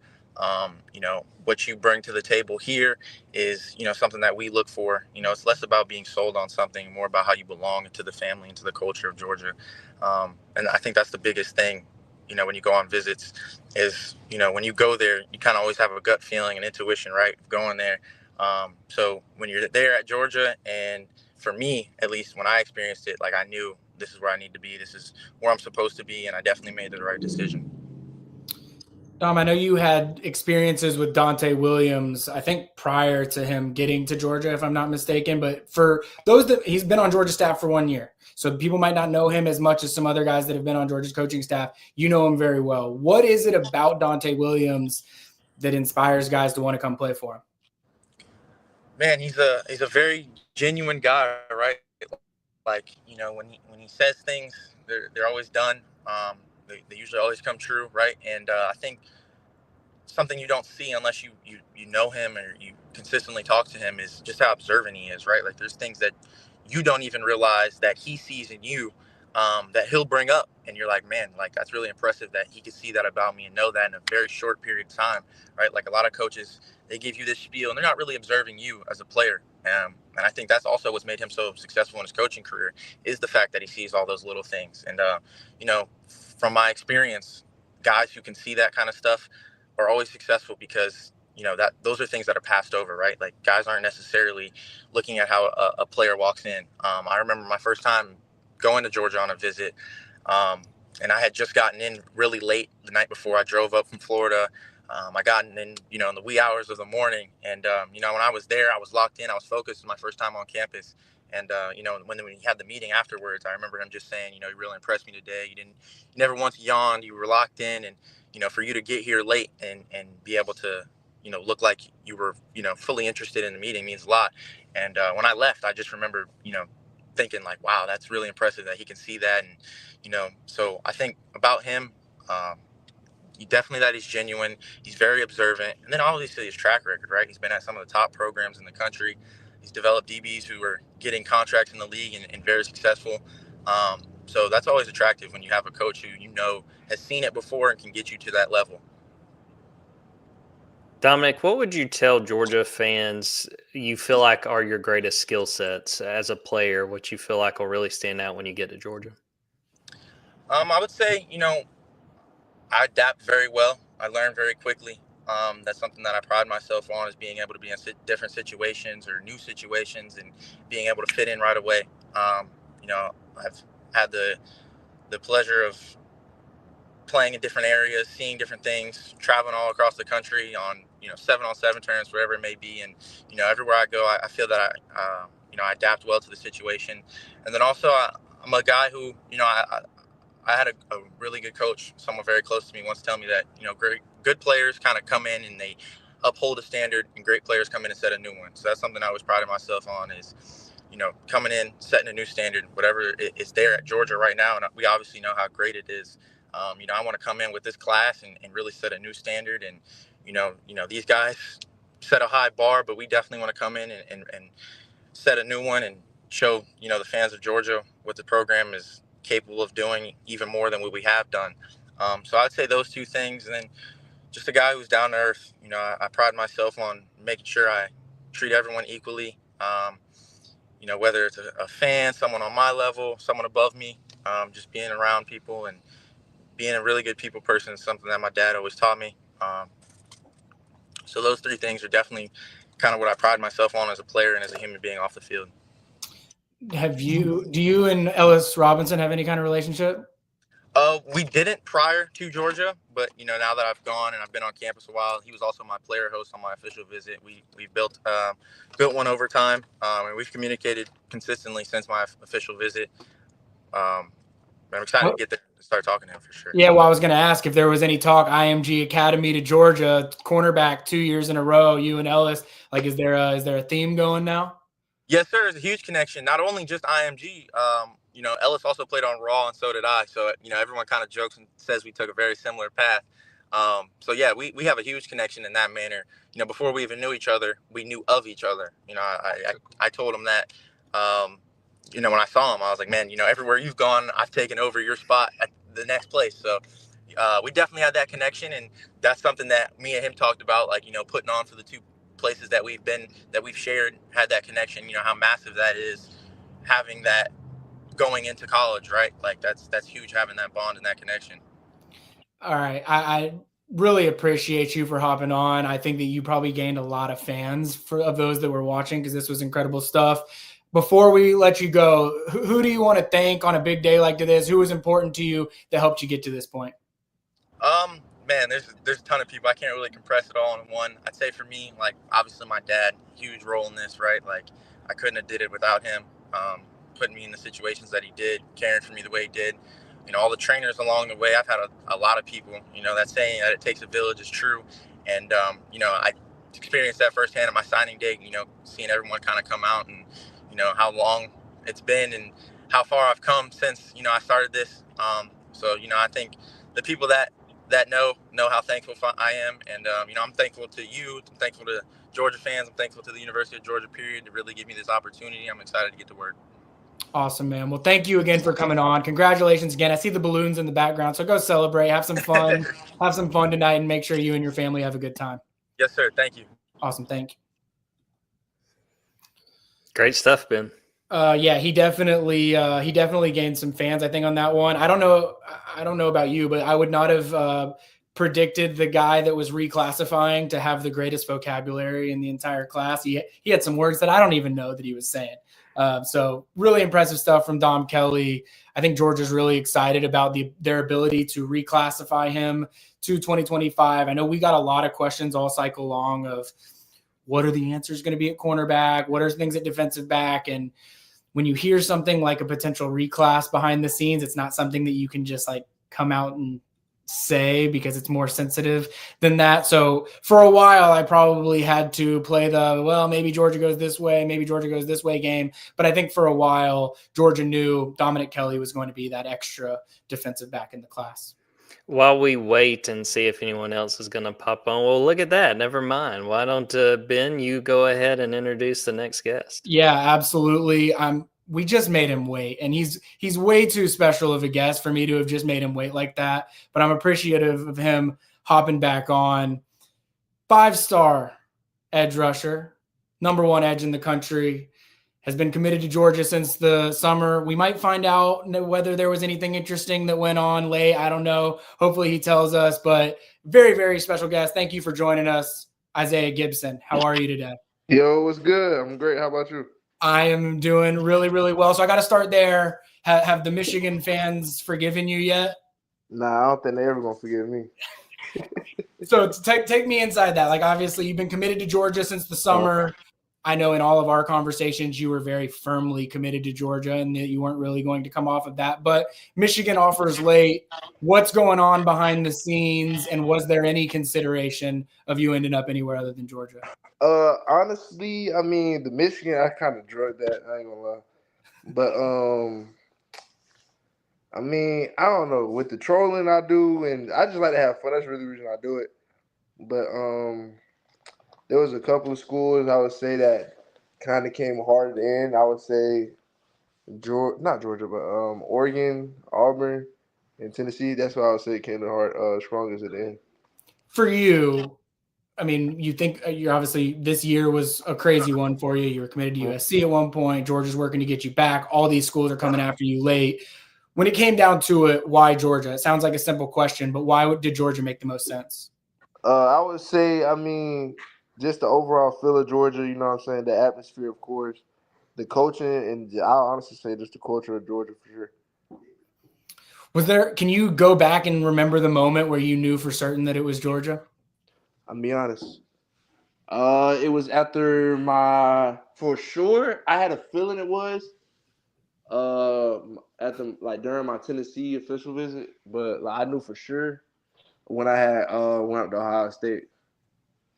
I wanted to ask you about that, and I know we've talked about this a little bit. I'm not trying to get you any trouble or doing any headline grabs or anything like that, but I know when you went to Ohio State and Tennessee, from my understanding, they were talking about Georgia in a certain type of way. What was it when you went other places that helped reinforce to you that Georgia was home? I would say just Georgia, like the way they made it seem as like Georgia just is bad. I won't even say that. Like they tried to view like, oh, just come here, just be different. You know what I'm saying? They basically trying to say I wouldn't play this, that, and the third. It was just things of that sort. Isaiah, congratulations on signing today. Ben and I were talking about this.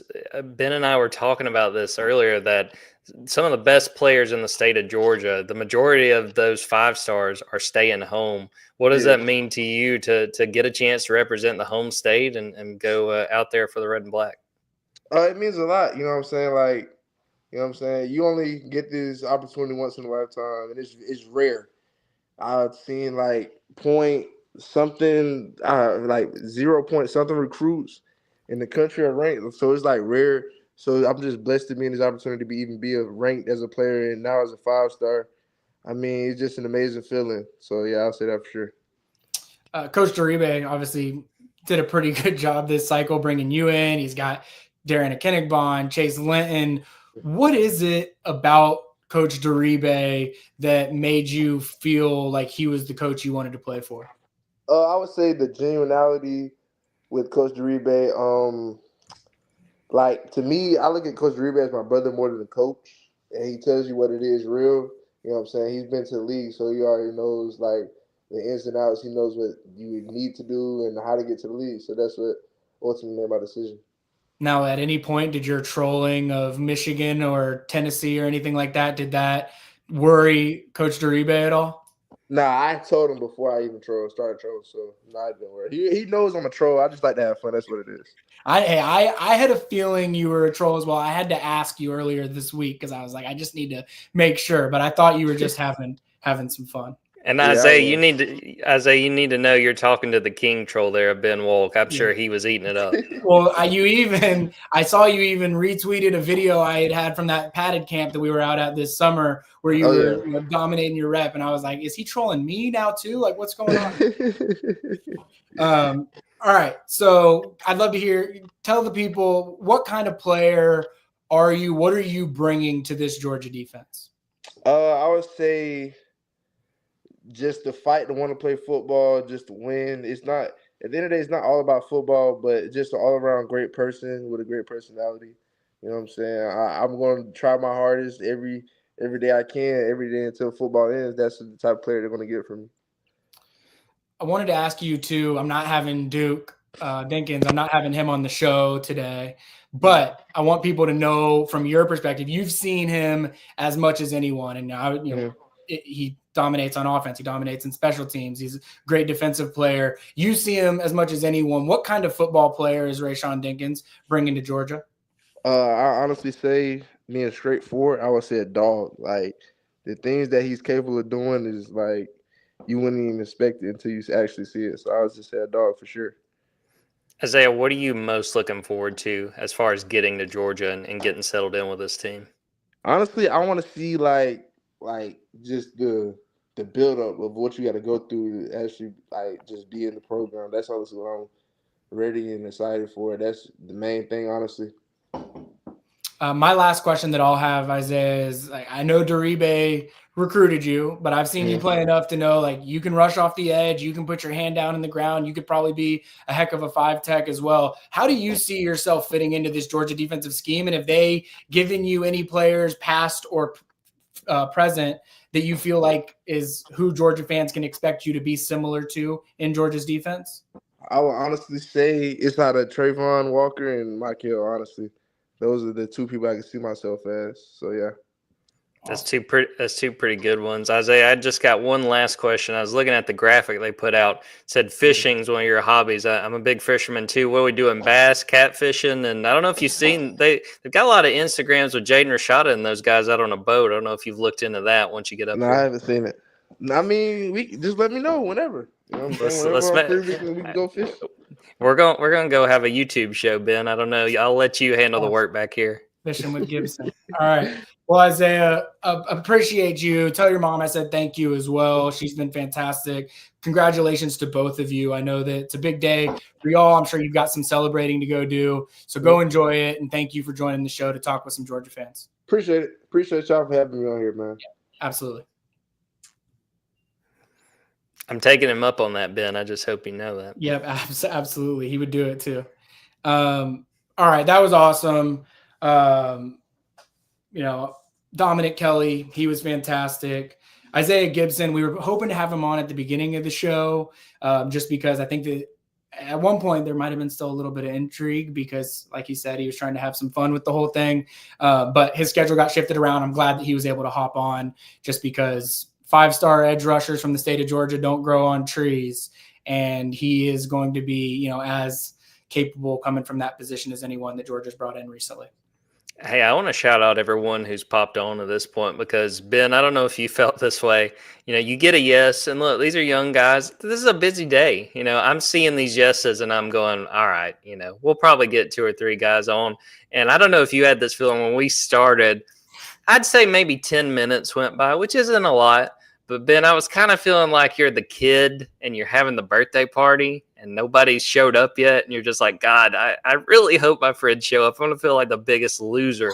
And, hey, these guys came through for us. Hey, shout out. And I think, sincerely, every single one of them, fantastic interviews. I think they've brought a lot of good stuff to this show. Well, on a peek behind the curtain as well, Isaiah was supposed to come on at the beginning of the show, and his mom texted me about 5 minutes in and was like, has he hopped on yet?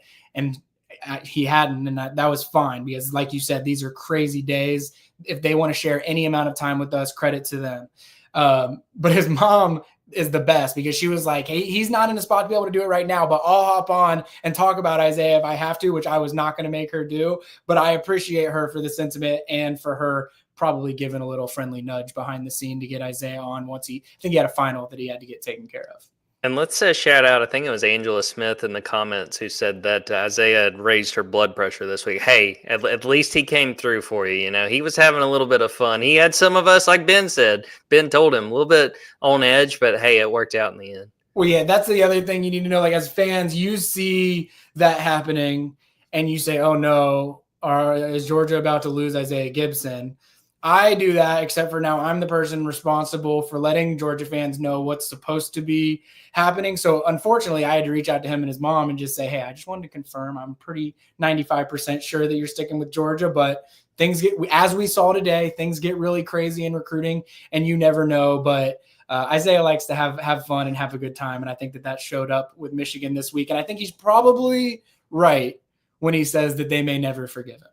Yeah, I hope. Well, I know if there's a postseason matchup with Michigan at some point, I know who will not be made available to the media. That probably won't be Isaiah Gibson because that'll be. But hey, the biggest thing, shout out to him for letting Chidera know, hey, I'm committed. I'm just having a little bit of fun. I'm sure that eased some tension that could have been there with the coaches.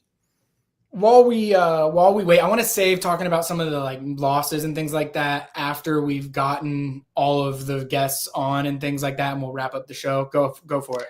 Do you want to watch a little bit of Isaiah and just talk about Yeah. his game real quick? Let's do it. I think that's a great idea because I think we're going to be having another edge rusher come on shortly as well. And I'll also shout out the folks who are listening to this podcast. Again, I would encourage y'all to go to YouTube because we've tried to get some of the clips of these guys. We've had a few guys we've had to skip just because of scheduling, but I think it's worth watching this, especially with Ben's insight on what these guys are doing. Well, that's a great call. I probably should have brought that up at the beginning of the show so people aren't doing that an hour and a half in, but that's okay. Isaiah Gibson, as you're seeing, if you're watching on phone, I mean, this is a big, strong, athletic human. I mean, that is just the only way to put it. I mean, he's 6'4", 6'5", 270 pounds. He can come off the edge. He mentioned there, Trayvon Walker, Michael Williams. That's the skill set that Georgia is pitched to him throughout this process. And, I've watched Isaiah Gibson at times, and you look at some of the edge rushers Georgia brings in, like Damon Wilson. They're maybe a little bit thinner. I mean, a guy like Chase Linton that we probably had on earlier in the show, like they're a little bit thinner. They can run, they can get off the edge. Like that's going to be their expertise. Isaiah Gibson can do those things, but if you also asked him to move inside and you wanted to go small and you wanted him to move inside, he could probably do that. I'm not saying that Georgia is going to use him that way, but this is a guy that you can line up, hand down, stand up, get after the passer. Just causing total disruption is probably what I would say is his biggest strength at this point. I mean, you go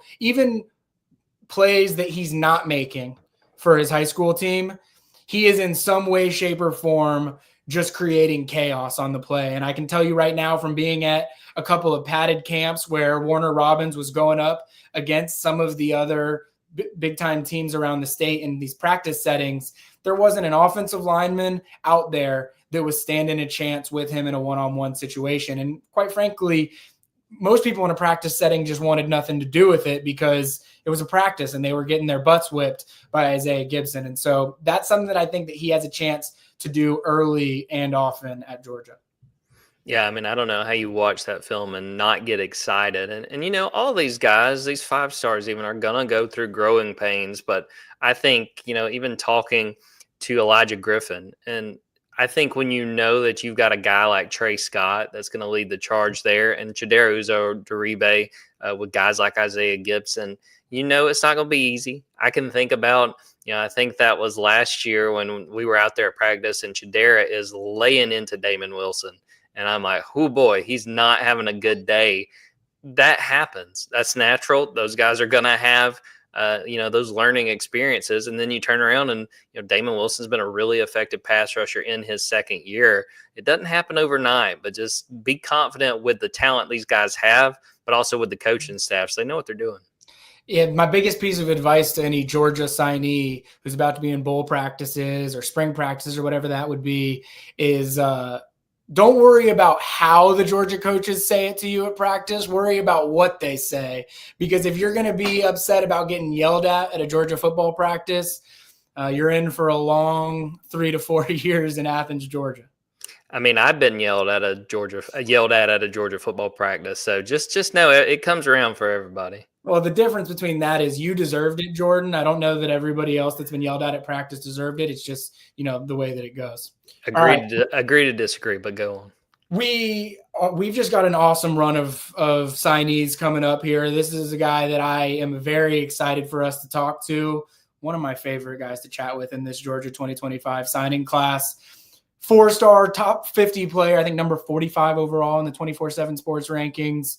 As I've said for everybody that's come on today, you'd be a 6-star as far as I'm concerned, Chase. 6'4", 215 pounds out of North Atlanta High School in Georgia. Chase Linton, welcome to the show. Thank you. Glad to be here. Awesome to have you, to hear from you. Congratulations on a big day. Before I get into any of the events of the day, have you apologized to Duribe yet for the heart attack that you gave him during your commitment ceremony? I can't. I couldn't apologize. I heard he had loose lips. Couldn't take that risk. So what was the first interaction that you had with him after you announced it? I'm sure he maybe felt like he was in a good spot, but what was that first conversation that y'all had when you had made it official?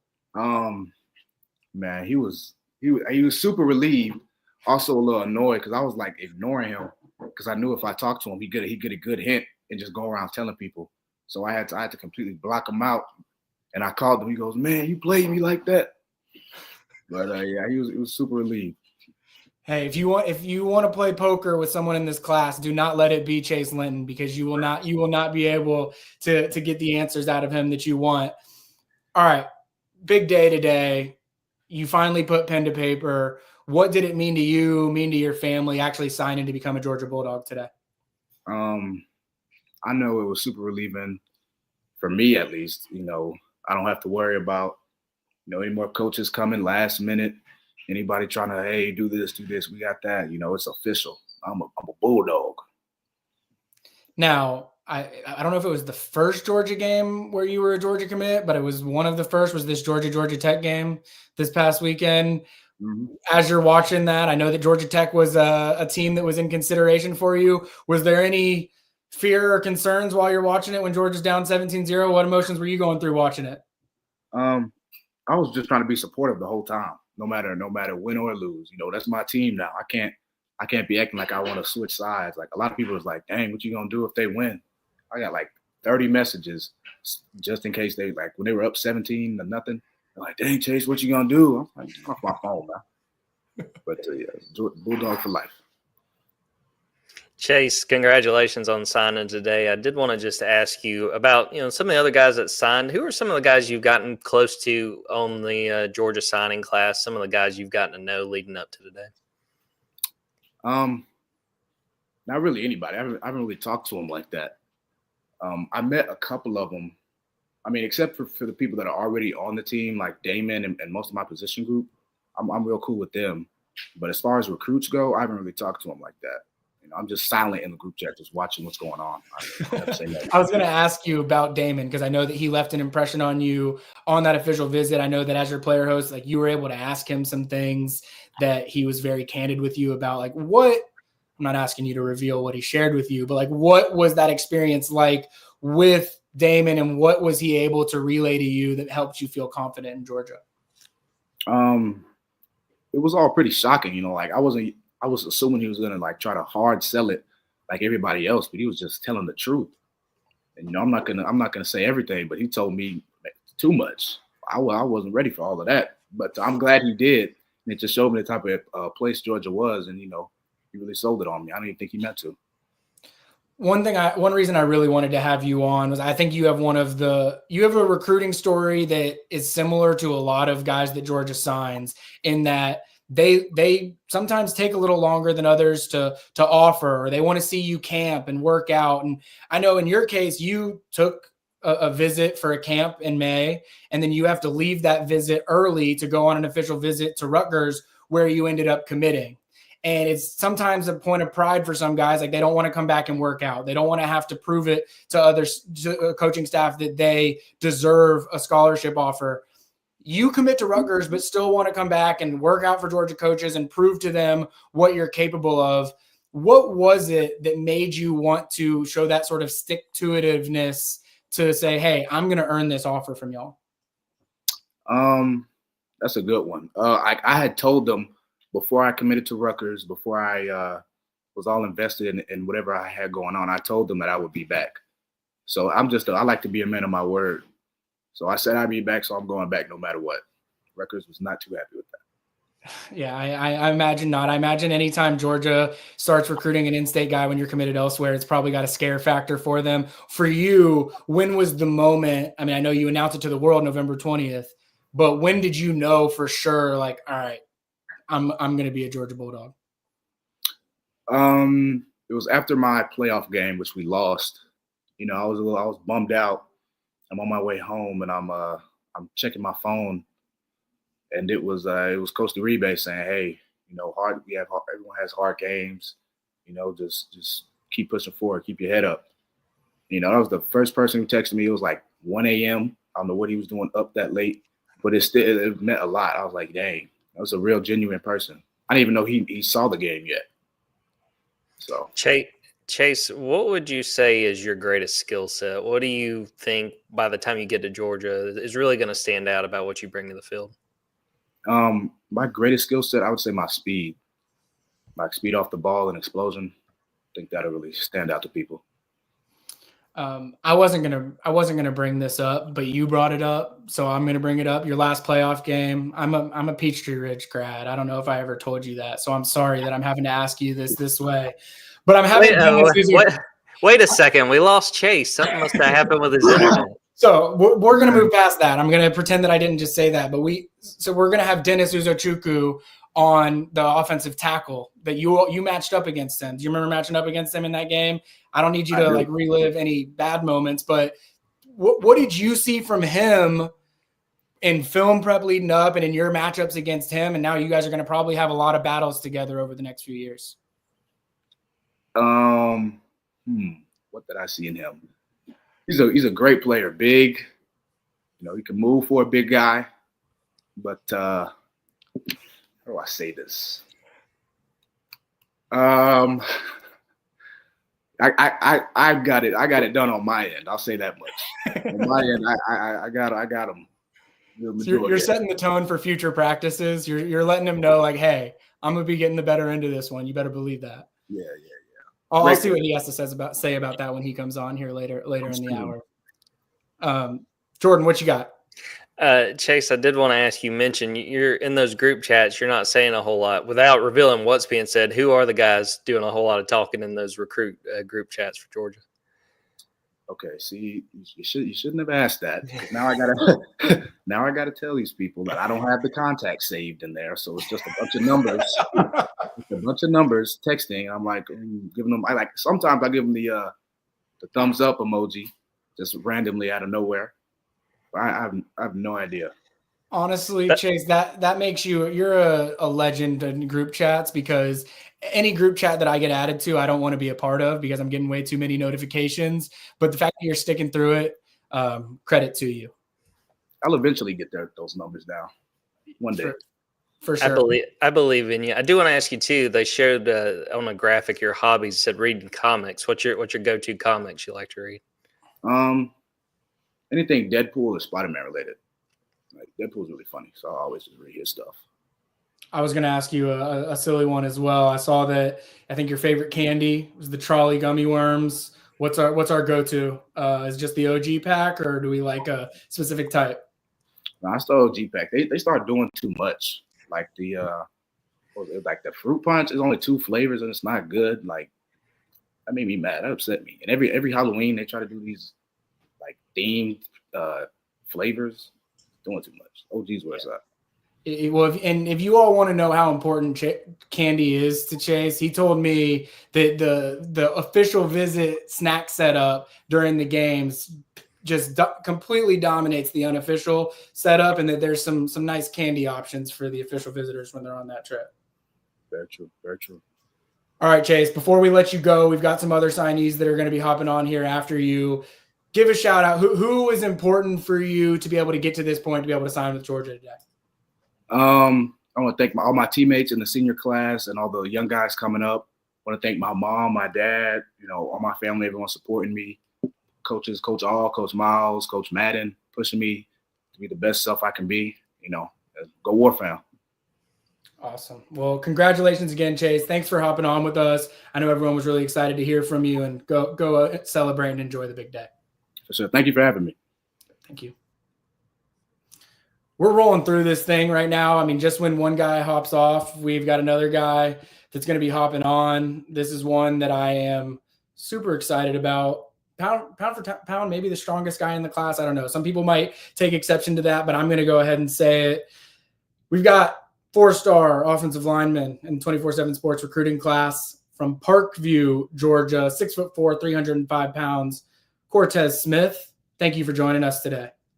Hey, how you doing? Doing well. How does it feel? I know this, for you as much as anyone, you sort of knew that this day was going to come and you were going to sign with Georgia, but what did it feel like to actually have it be official? It just feels more official, to be honest, because it's just I'm really there. I really can take a breath, I'm really in there now. For the people that haven't necessarily followed your whole journey, how long would you say it's been that you knew Georgia was going to be the choice? I know that there was, decisions that get made and get stuff, but how long have you really known, I think I'm going to be a Georgia Bulldog? Well, it's always been a dream school, but like, of course, I took everything into consideration, like with all the other schools, everything, going through the process, like with the official visits, and then like I say right after the Georgia official, I just knew it was nowhere else I would go. Not gonna lie. I mean, I feel like maybe more than anybody that I've ever covered, there was basically no recruiting drama with you. Like you took some visits and things like that and did the normal things, but it was like you were pretty open with me the whole time. Like, hey, Georgia is a place that I really want to be. And it's the place that, like you said, I consider sort of a dream school. Like what made it so easy for you when it was all said and done for Georgia to be the right choice? I mean, I just been going there for a long time, like throughout like middle school, high school, for camps and stuff. Just the relationship kept building on to each other, like as the relationship gets stronger and stronger as it goes. And then I don't know, I've always felt different at Georgia at home. The people watching this, they probably can already tell this. Like, and I'll say it. You don't have to say it. Cortez, he's one of the most humble guys that I've ever been around. Like he does his work, he keeps to his business. I want to tell a story of how I think the best way that I've seen that happen. So I go to interview Cortez in the spring. So I go to his school and he's practicing, he's doing shot put and discus, preparing for the state championship. And I ask him, or he might have even been region at the time, but I asked him, what's your PR? What do you think your PR can be? And you tell me, I don't even know, you know the numbers better than I, but I remember at the time what you told me. And then I go look at whatever you posted in the region or state championship, like 3 days later, and you just completely crushed whatever you had said it was. I'll relay that into a question. Obviously, as a shot putter, as a discus guy, like tell people about your background. Don't be humble. Cortez, I'm asking you, don't be humble. Tell people about your accomplishments and just like how you feel like throwing has maybe helped you as a football player. I mean, I feel like it just helps like with mentally and competing like aspect, because like it's one-on-one out there. Like it's you versus everybody else. Like it's a team sport, obviously, but like nobody can help you out there. It's just like you versus yourself in the ring. Like, and I've won state championship junior year in shot put, came second in discus, and yeah, 6A, 7A. To give you the perfect idea of Cortez, to tie a bow on that story, I remember saying to you, hey, congratulations, I just saw you got first place in the shot put, and your response was, yeah, but I got second place in discus. Yeah. So you're always thinking about that. Yeah, I wish I could have got both, but can't win. Can't always win. Cortez, congratulations on signing today. I wanted to ask you, as someone that could potentially play center at Georgia, I think a lot of people take for granted how hard that position is. Just talk about, the challenges, what is on a center on any given play, the responsibility that you got. Well, I mean, you're the quarterback at O-line. You got to make sure everybody's on check. You got to make sure that the mic is called out, the right double teams are on to where, like the right players. And just like, you got to do your block too and snap the ball correctly. I'm curious about that too. Like I know that this has fluctuated at times throughout the process. Like at points it was like, hey, we're recruiting you just as a center. At points Georgia was recruiting you as maybe a center, offensive guard. Like when you start, are you doing bowl practices? Yes, sir. When you start, what position group do you think that you're going to be fitting into initially? I'll probably start at center because that's what they said they're going to start me out at, and then try to move me out. Awesome. How much are you looking forward to the opportunity to get to Athens, participate in, not just any bowl practices, but likely college football playoff bowl practices? I'm really excited and help me grow and become a better person because I really want to take that step, become a good player at the college level. Cortez, we've seen a lot of the guys that have come onto our show today are guys from the state of Georgia. This class has a lot of homegrown talent. What does that mean to you to get a chance to represent the home state? And not only you get to do it, but you got a whole lot of other guys from the state of Georgia doing it too. It feels great because I know all the linemen here, so it's just like a good connection between players. Like as a group coming in, class 25, like a lot of us know each other. To be honest, played against each other. It's just like it feels good to represent where you're from, Awesome. I'll close you out with this, Cortez, and it's a simple one. We've talked about it a bunch already, but I think it's going to be a good segue because we've got another offensive lineman coming on right after you. Stacey Searles, what is it about Coach Searles that stood out to you and helped you realize, like, hey, this is a guy I want to play for? I would say like a key moment that helped me. I would say like spring ball, like junior year, and then it was just crazy. He was getting in on everybody. Nobody was hiding. And then I just know he would push me to be the best player I could. Like he wasn't gonna just tell me I'm a good player or whatever. He was gonna make sure I'm gonna be best anywhere I could. Awesome. Well, Cortez, thank you so much for hopping on. I know it was a big day. I know from talking with you and your dad, this day has been a long time coming, and there's a lot more, bigger, exciting days to come in the future. But I appreciate you letting us be part of your journey, and congratulations. Go celebrate the big day. Sure, thank you. All right. I told y'all this second hour we were going to be back to back to back, and we got another one coming up right here. Like I hinted at right there, we just had one offensive lineman on. We've got another Peach State offensive lineman coming on. One of the more recent commitments in the class, now a signee, committed on Thanksgiving Day. He goes to what I call God's school, Peachtree Ridge High School. 6'5", 6'6". I'll let him correct me. Maybe 285 pounds. Dennis Uzochukwu. I just butchered it. I told you I wasn't going to butcher it, and I did. How are you today? I'm doing good. You can hear me, right? Yeah, we got you loud and clear. How are you today? I'm doing good, man. Honestly, it's a blessing. Today's a blessing, so I'm doing very good today.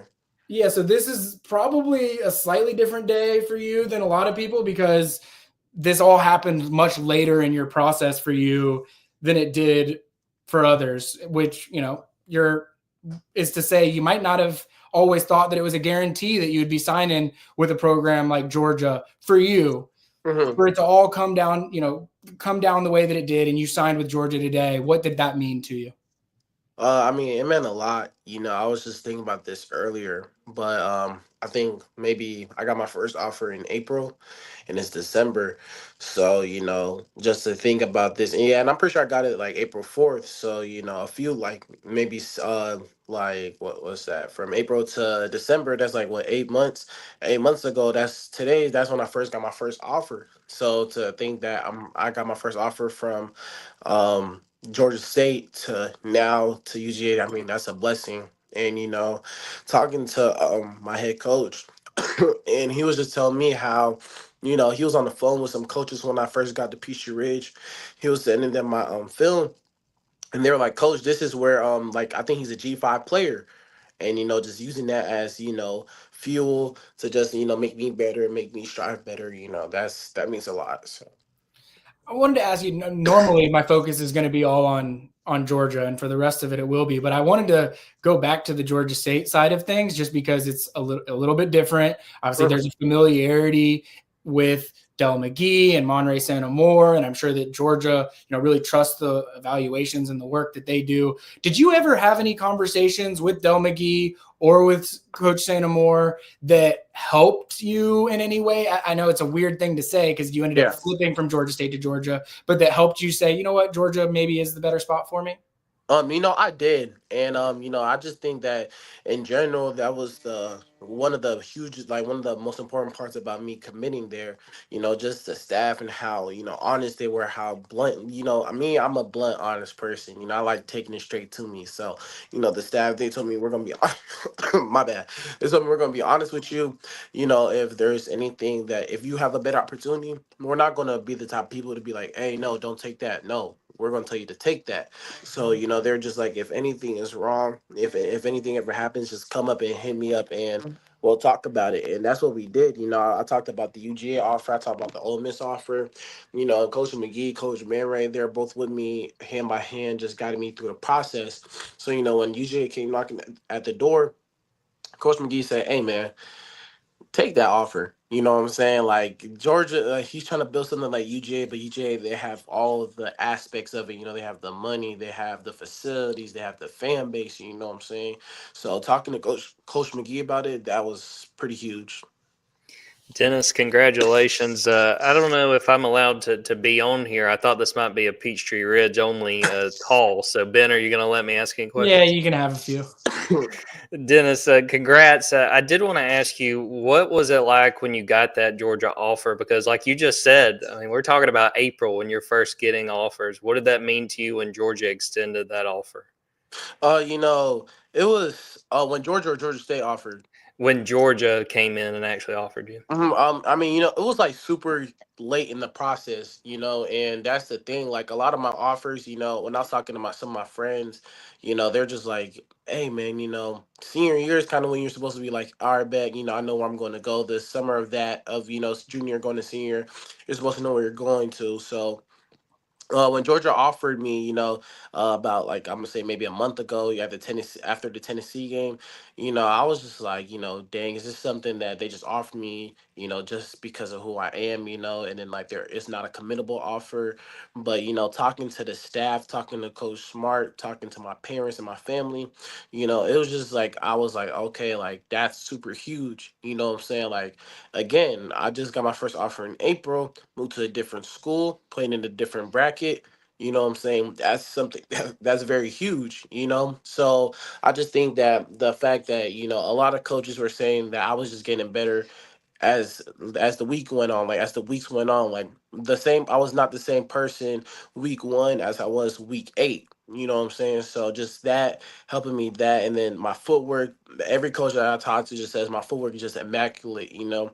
So coming back from the basketball days, that's something that's pretty huge. So when Georgia offered me, it was just like wow, like you know, it's Georgia, you know, like it doesn't, I mean, Georgia, it doesn't really hit the same as, you know, any other school. It's simply just because of how much fame and how big Georgia is. So, you know, I was just kind of telling my friends because sometimes, you know, I'll be on the phone calls with different coaches, you know, after practice, I'm dropping my friends off.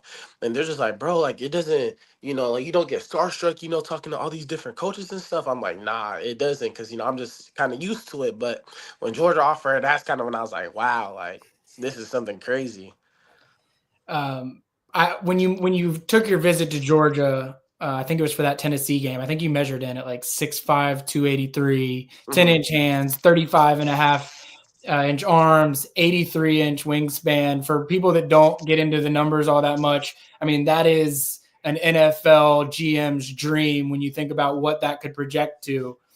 Yes, sir. Tell the people about what type of offensive lineman you are. Like, what will you be bringing? And I guess you've only been playing football for 3 years now. Where do you Yeah. feel like your game can get to? You know, I just think I'm bringing a new level of speed. You know what I'm saying? I mean, obviously, the offensive line have to be able to hit hard. You know, push, move people. But I just think I bring a different level of speed, and that's hugely of a part from you know me playing basketball. So I kind of have that speed. I could turn my hips really well. I have high knee drive. But you know, the offense that I played in this year. I mean, we were slinging the ball out. I literally just checked the numbers. We were averaging 7 yards per like per play. We had 2,000 yards in the air, and 1,000 yards on the ground. So you know we love to throw the ball. You know, and you know the thing that they use me in a lot is you know the getting out on the screens. You know, just going to hit somebody or you know double tackle and GT pull. So that's just a huge thing because you know they know all right if we have somebody who's fast, let's not use him. You know, I mean let's use him. You know, and let's not just like keep him on the ground, you know, and just a lot of they let me move freely this year. You know, I was in a 2 point stance. And you know, I just think that I'm bringing a different level of speed. But at the same time, I really think that I'm just bringing the dog mentality. You know, I mean, I come from a household where it's all boys. I have two older brothers and little brother, so you know, I kind of been having to fight for myself since I was little. You know, and just you know having to play basketball from a young age, having to compete. You know, I was on varsity as a freshman, so having to compete against the older guys since I was young, that's just something that's really huge because you know, I mean, I'm going up against basically dudes who are 18 years old at 14 years old, so I just know how it is to talk and you know bring out the best of everybody and that competitive nature and something that I mean I'm very competitive. Like I don't like to lose at Monopoly. That's how competitive I am. So it's just something that I know that at every school, no matter where you go, you're always going to want a guy like that. You're always going to want to go and get a guy that cares about his team and that's going to uplift them. And at the end of the day, they're going to be like, yeah, he made me better, even though he might get on my nerves sometimes. But I love going against him because he made me better. So that's just the type of person I am. Dennis, when you think about, like Ben mentioned, you've only been playing football since like 10th grade. Where do you feel like you've improved the most as a football player from where you started to where you are right now? I think place that I've improved the most is kind of just my physicality. You know, when you start football at 10th grade, you know, you have to get used to the physicalityness. And from the jump, I wasn't physical. If you looked at my last year tape, I wasn't physical at all. But locking in the off season and just realizing where I could be better at and where I could, you know, potentially be, I was just like, yeah, I gotta do it. And a funny story, I was talking to the Tulane coach, and the whole last season, I don't think I had more than 4 pancakes because I didn't really realize the like how important it was to finish the blocks or take something down to the ground. So he was like, hey man, I want to see you go dominate at the spring game. Spring game, I think I had 8 pancakes. You know what I'm saying? And that was in 3 quarters. So just being better every single week, and that's just something that's really important to me, and getting better every single day, 1% better every day. That's a motto that I had at my old school for the basketball team, or motto that I had at my old school for the basketball team, but that's something that I brought over here because you want to get better every day. You want to be the best that you can every day, and when you're the best, other people are going to notice it. Other people are going to want to be the best too. So We had Chase Linton on earlier on the show, and obviously you and Chase matched up against each other when you played North Atlanta. He yeah. didn't have as big of a smile on his face when I brought this up when I was Uh-huh. talking to him about it. But I'm curious, you got a chance to prep with him, prep for him with film and match up against him. What did you think about him as a player? And I'm sure that y'all will have many, many battles at practices for years to come. Yes, sir. Most definitely. Well, one thing that's super huge for me is, I always got to give credit to the opponent. I'd never like to look nobody down. So when I was watching the film on him, I'm like, dang, who is this guy? One thing about him, he moves nice. Even when we were playing, he was moving super nice. Like he was getting me with the moves. But, I think Chase really brought out the best of our competitive energy. The first round of the playoffs, we were the 4th seed, he was the 1st seed. We were all like, all right, we have to go make a statement. You know what I'm saying? And Chase, he's a good person. I love to talk during the game. So when I was talking to him, it was a little trash talk, but it was a little like, oh, all right, I'm gonna see you at UGA tomorrow, and I'm not gonna go there with knowing that I lost the game and my season's over. So talking to Chase, he moves super nice for a D, and I'm not gonna lie. Him and the dude from Roswell, those are probably two of the best players on the defensive side that I played this year, and the dude from Norcross. But him, he knew how to move. He could move his body. His first step was fast. But those are just things that I was like, watching film, I was like, all right, I have to figure out how to beat him to the spot here, or have to figure out how fast I have to set back because I know he likes to come back inside. So, just understanding the game and understanding the game IQ. He has a very big game IQ too. So just understanding that was pretty huge. But honestly, he's a baller. I ain't gonna lie. And I'm happy that we're teammates now too. So Cool. When you say the guy from Norcross, is that Carter Lucky? yes, sir. And Or, when I was talking to Carter Lucky at the Tennessee game, he was like, I ain't gonna lie, out of everybody we played this year, you were the hardest person that I had to go up against. So, I had a smile on my face, after he told me that. So, I just love, going up against the best of the best. I think out of all 12 weeks, I played either a 3, 4, or 5 star 9 out of the 12 games. So that's something that's pretty good for me to get used to. Dennis, I wanted to ask kind of a funnier question, sort of off the wall. I was looking at the graphic Georgia put out today. So one of your hobbies is cooking. Yeah. What's the go-to dish or dishes that you like to cook? That's funny because I was talking about that in my class with my friends because they think I can't cook. But, if I have a little get together, I want to throw something nice. I'll probably, some salmon, some rice. I'm come from an African household, so you have to know how to cook rice automatically. Salmon, rice, broccoli. But if it's just a festive mood, I'll probably cook some wings, some mac and cheese. I'm just trying to learn how to cook because I'm gonna be by myself. Even though the facility they're gonna give me some food, but I'm gonna want to cook for myself too. So just doing that right now, that's my hobby right now.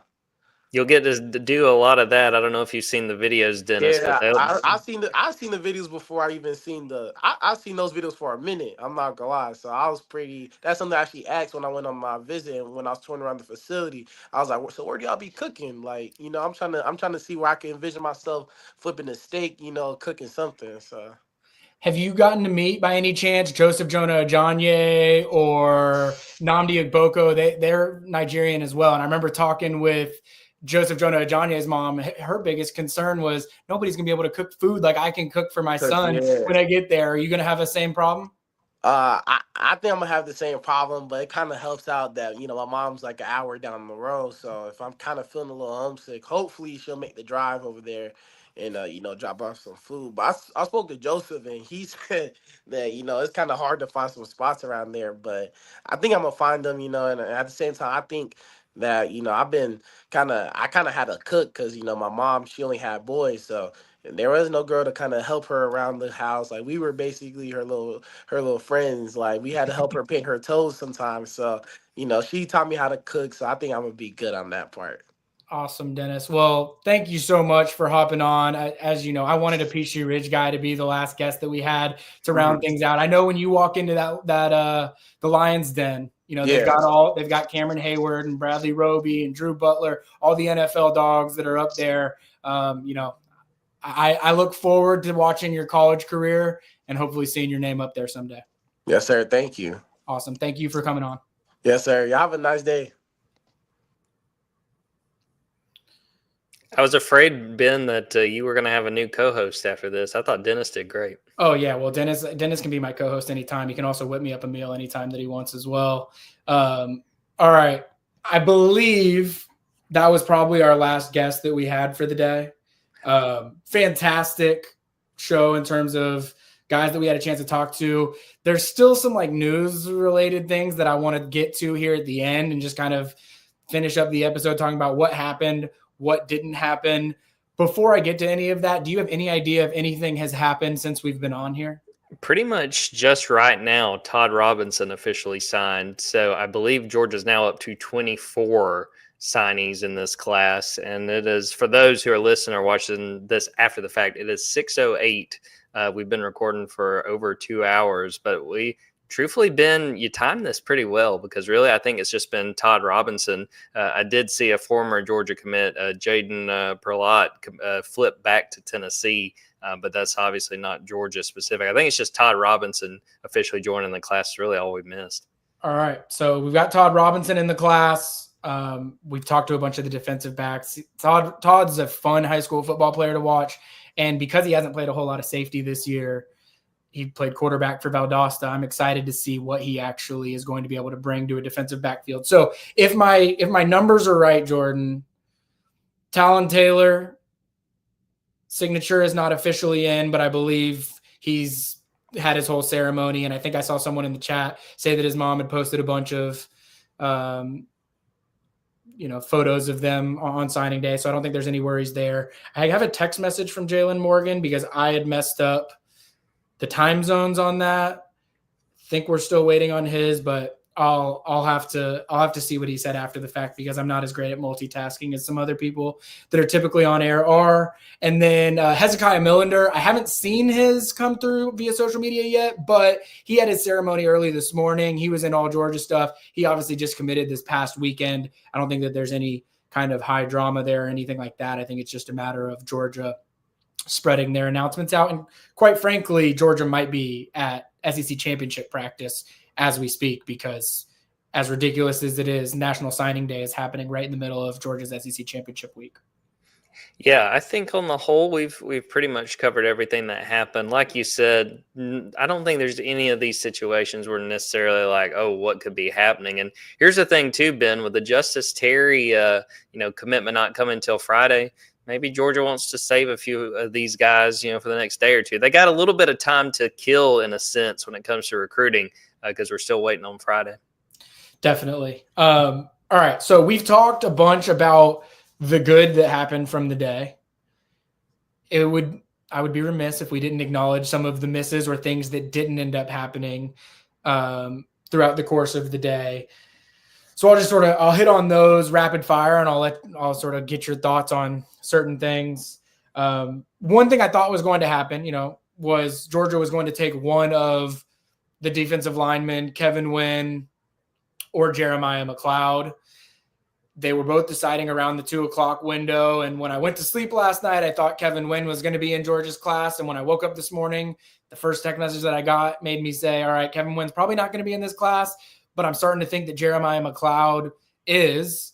When it came down to it, both of them stuck with where they'd been the whole time. Kevin Wynn stuck with Florida State, where he'd committed in the summer. Jeremiah McLeod had flipped from Mississippi State to Florida, and it seemed for a long time like he was going to flip to Georgia. That didn't end up happening. We already talked about Ryan Montgomery at the beginning of the show. Like, Florida did some really, I think, savvy things in terms of how they handled retaining Billy Napier so publicly that some people might have thought it was weird at the time, but I think making that kind of public statement allows you to recruit down the stretch in a way that they would not have been able to if they hadn't. It also allowed them to fundraise in a way that they would not have if they hadn't done that. And I think that gave Florida a chance to retain Jeremiah McLeod.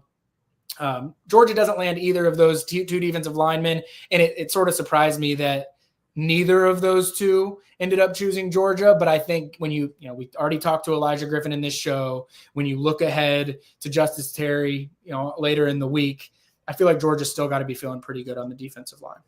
I think on the whole, they should feel good, period. Obviously missing out on some of those defensive linemen, it's not what you wanted, but I think even if you look back to last year's class of what you got in a Jordan Thomas and, Nazir Johnson, Nnamdi Ogboko, and Joseph Jonah Ajanye, who I think it's such a shame he got hurt and had his season in, because I'm still really high on him. I still think that they're in a really good spot as far as defensive line goes. Now, they're going to have some holes to fill when some of these older guys leave this year.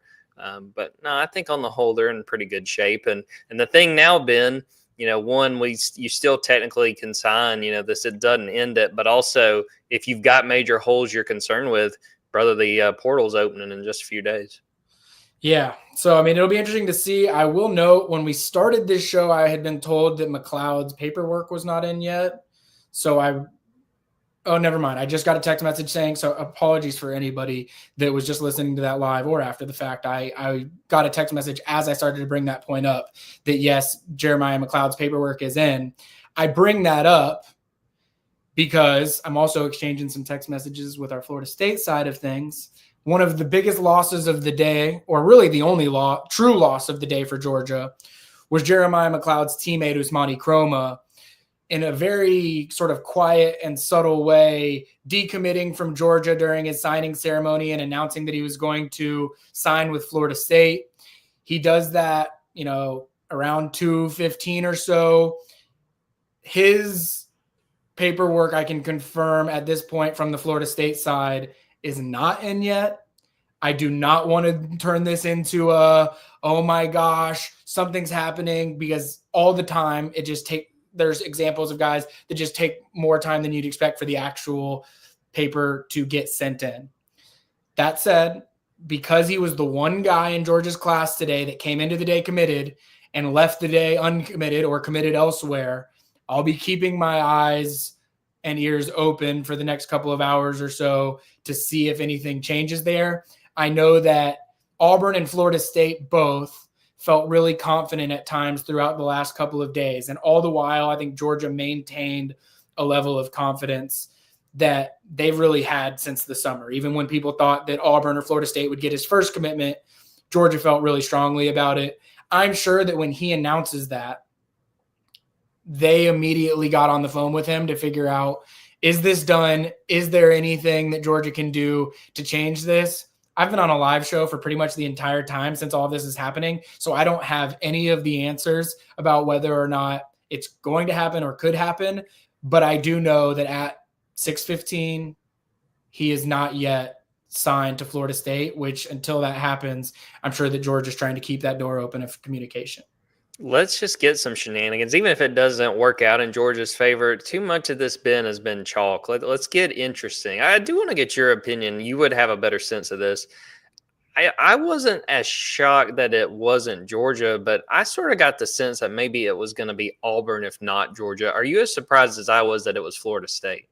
I'm surprised probably isn't the right word. And the reason I say that is because early on, like before we got into official visit season this year, I think Florida State might have been seen as the front runner. And the reason for that was, and Usmani's told me this himself, that Mike Norvell has told Usmani that he's gone to see him more than any recruit that he's ever gone to see. And a big reason for that is the proximity from Tallahassee to Leesburg. It made it very easy for him to do. In fact, I went to go see a Lee County, Colquitt County game last year when I was going to see Nye Carr, who was still committed to Georgia at the time, ends up flipping to Miami. But at that game, Florida State was trying to flip Nye Carr, but they were also obviously trying to get well ahead with Usmani Chroma. Mike Norvell was at that game, and now, granted, he was going to see Nye Carr as well, but any time that you are seeing a 2020, at the time, a 2025 prospect during the 2024 recruiting calendar, it's a sign of how big of a target that they are.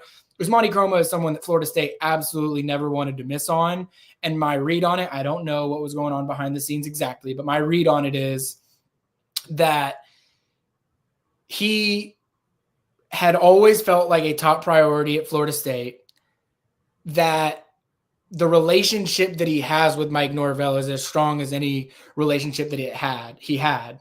And then when Florida State goes 2-10 and they start getting their class cherry picked by, Georgia with CJ Wiley or Florida with Tramel Jones or a long list of other examples around the country, I think you got to put your foot down and say, all right, we got to do something to fundraise and make this happen.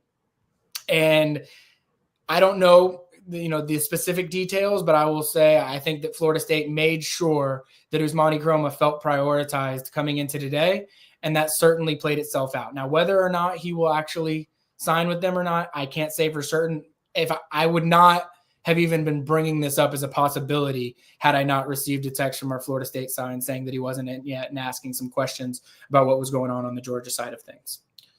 Yeah, I mean, it's just going to be something to monitor. I'll be curious, sort of the domino, because, when we were kind of following these running backs, when you, Ben, were following these running backs, there was talk of a Shane Marshall. There was, some of the other backs that could potentially be options, and like a Shane Marshall signs with Georgia Tech today. So it's going to be fascinating to see if it holds as it currently looks. What does Georgia do to fill that need at running back?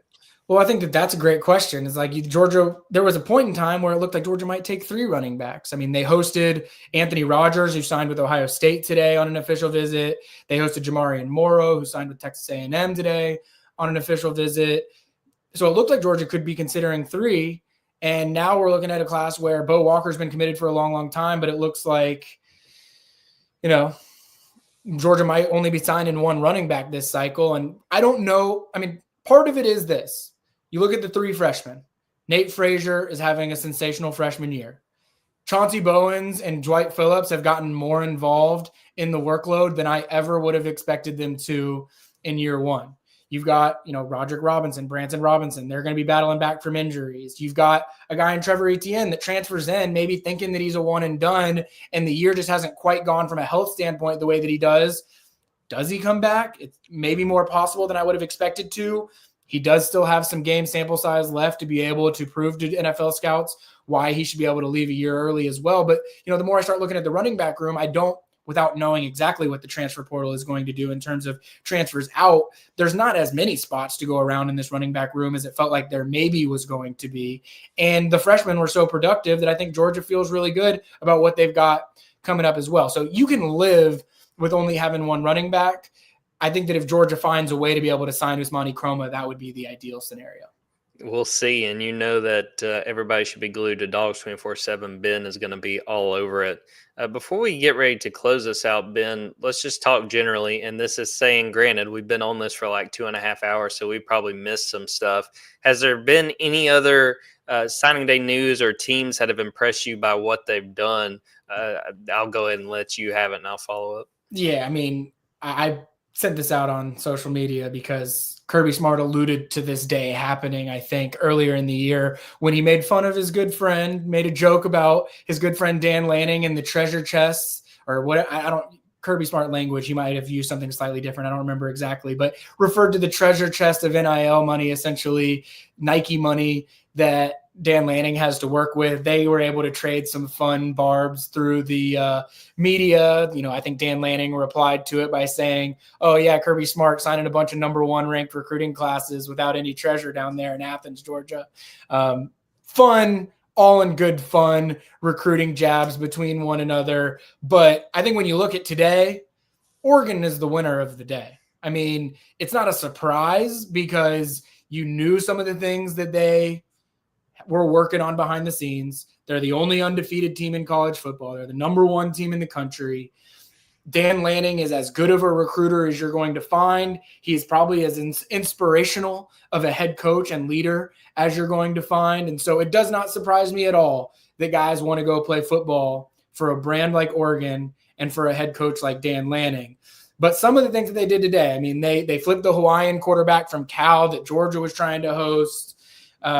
They flipped Naeem Offord, the 5-star cornerback, and I think a lot of people thought was going to flip from Ohio State to Auburn. He ends up flipping from Ohio State to Oregon. I mean, they had such a big day that I'm sitting here missing things. I mean, they held on to their 5-star wide receiver, Dallas Wilson, who Florida, Miami, they made a serious run at it late last night and early today. So it's probably a compliment to the Georgia football program that Oregon is as dominant as they have been this year on the field and as dominant as they were today on signing day, that Dan Lanning is Kirby Smart, born and bred. Anything that Kirby Smart does, you are going to see Dan Lanning try and replicate that or do a better version of it himself. I think we saw for years what's life like with Kirby Smart trying to chase Nick Saban, and how do you play catch up with your mentor?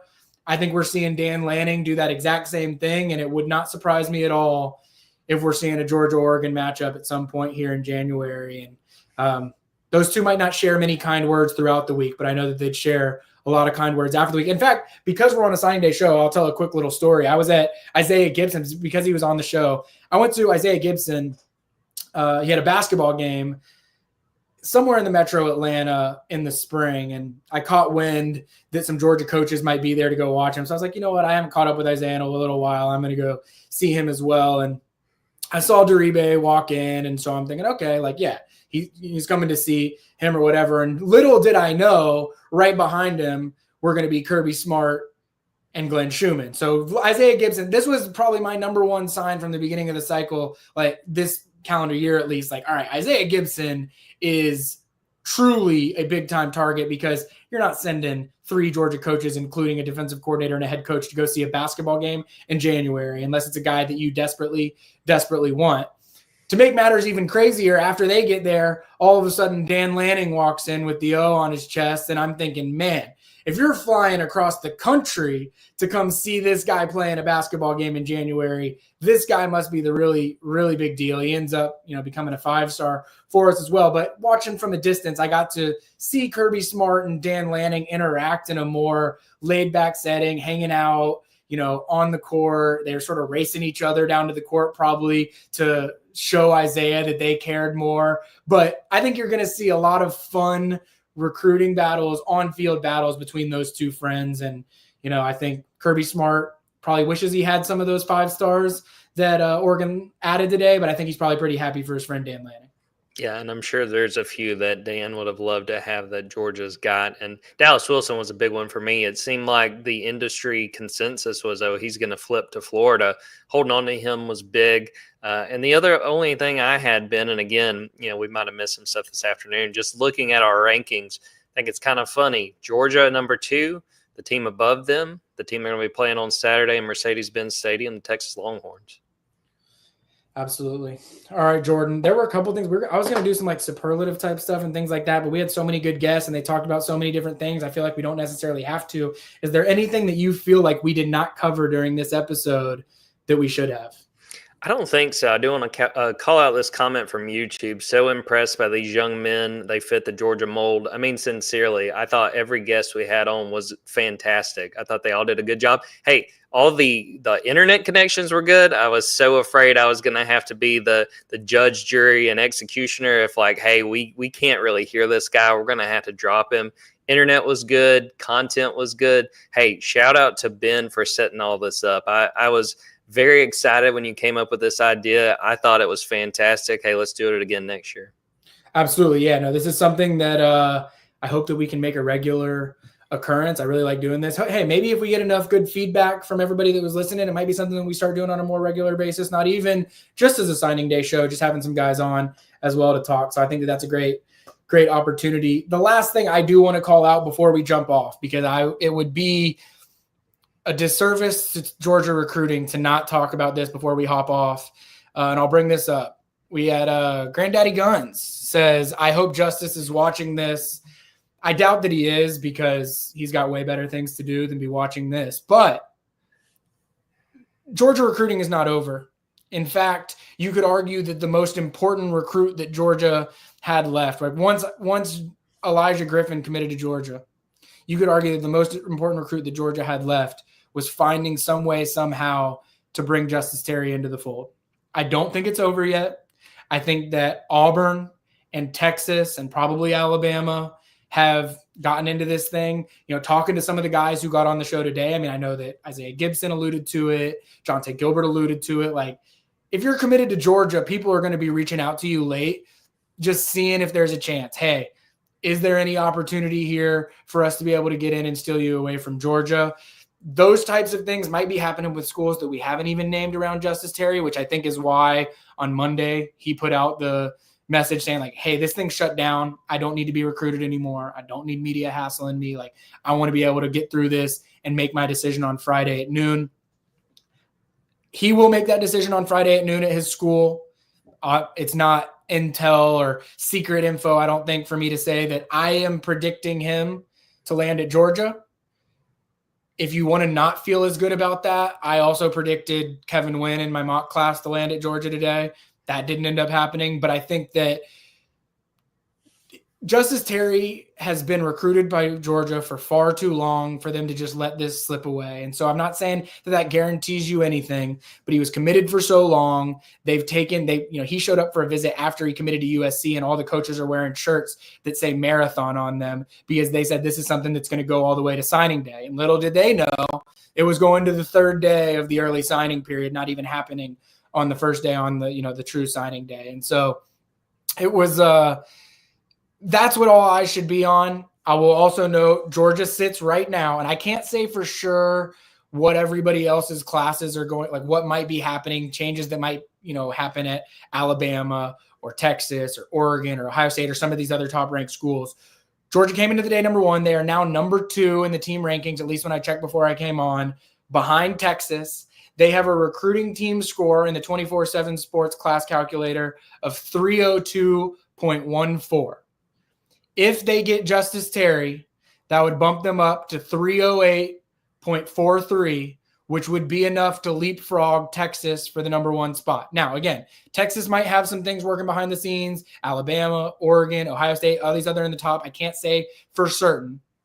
But as of right now, the outlook is that if Georgia lands Justice Terry on Friday, and especially if they find a way to get Ousmane Kroma back into the class, I think you're looking at Georgia wrapping up this cycle as the number 1 recruiting class, which for a large portion of it, I thought that they were going to fit in 2 range, 3 range, but to have the chance at number 1 with the 5-star defensive lineman committing on Friday, a chance for just another sensational recruiting class for Kirby Smart and company. Yeah, it's one of those things, Ben, as well as anybody. If you're getting top 5 classes, you're in great shape. Everybody wants number 1. It's hard to do, but Georgia's in great shape no matter what. They might be able to pull off this number 1 class. We'll all be watching on Friday. And as always, I like to tell people, encourage folks, go to Dawgs 24/7. Ben's going to have you covered on the latest on Justice Terry and then the news on Friday on what he's going to do. All right, y'all. Well, thank you for everybody that tuned in and watched.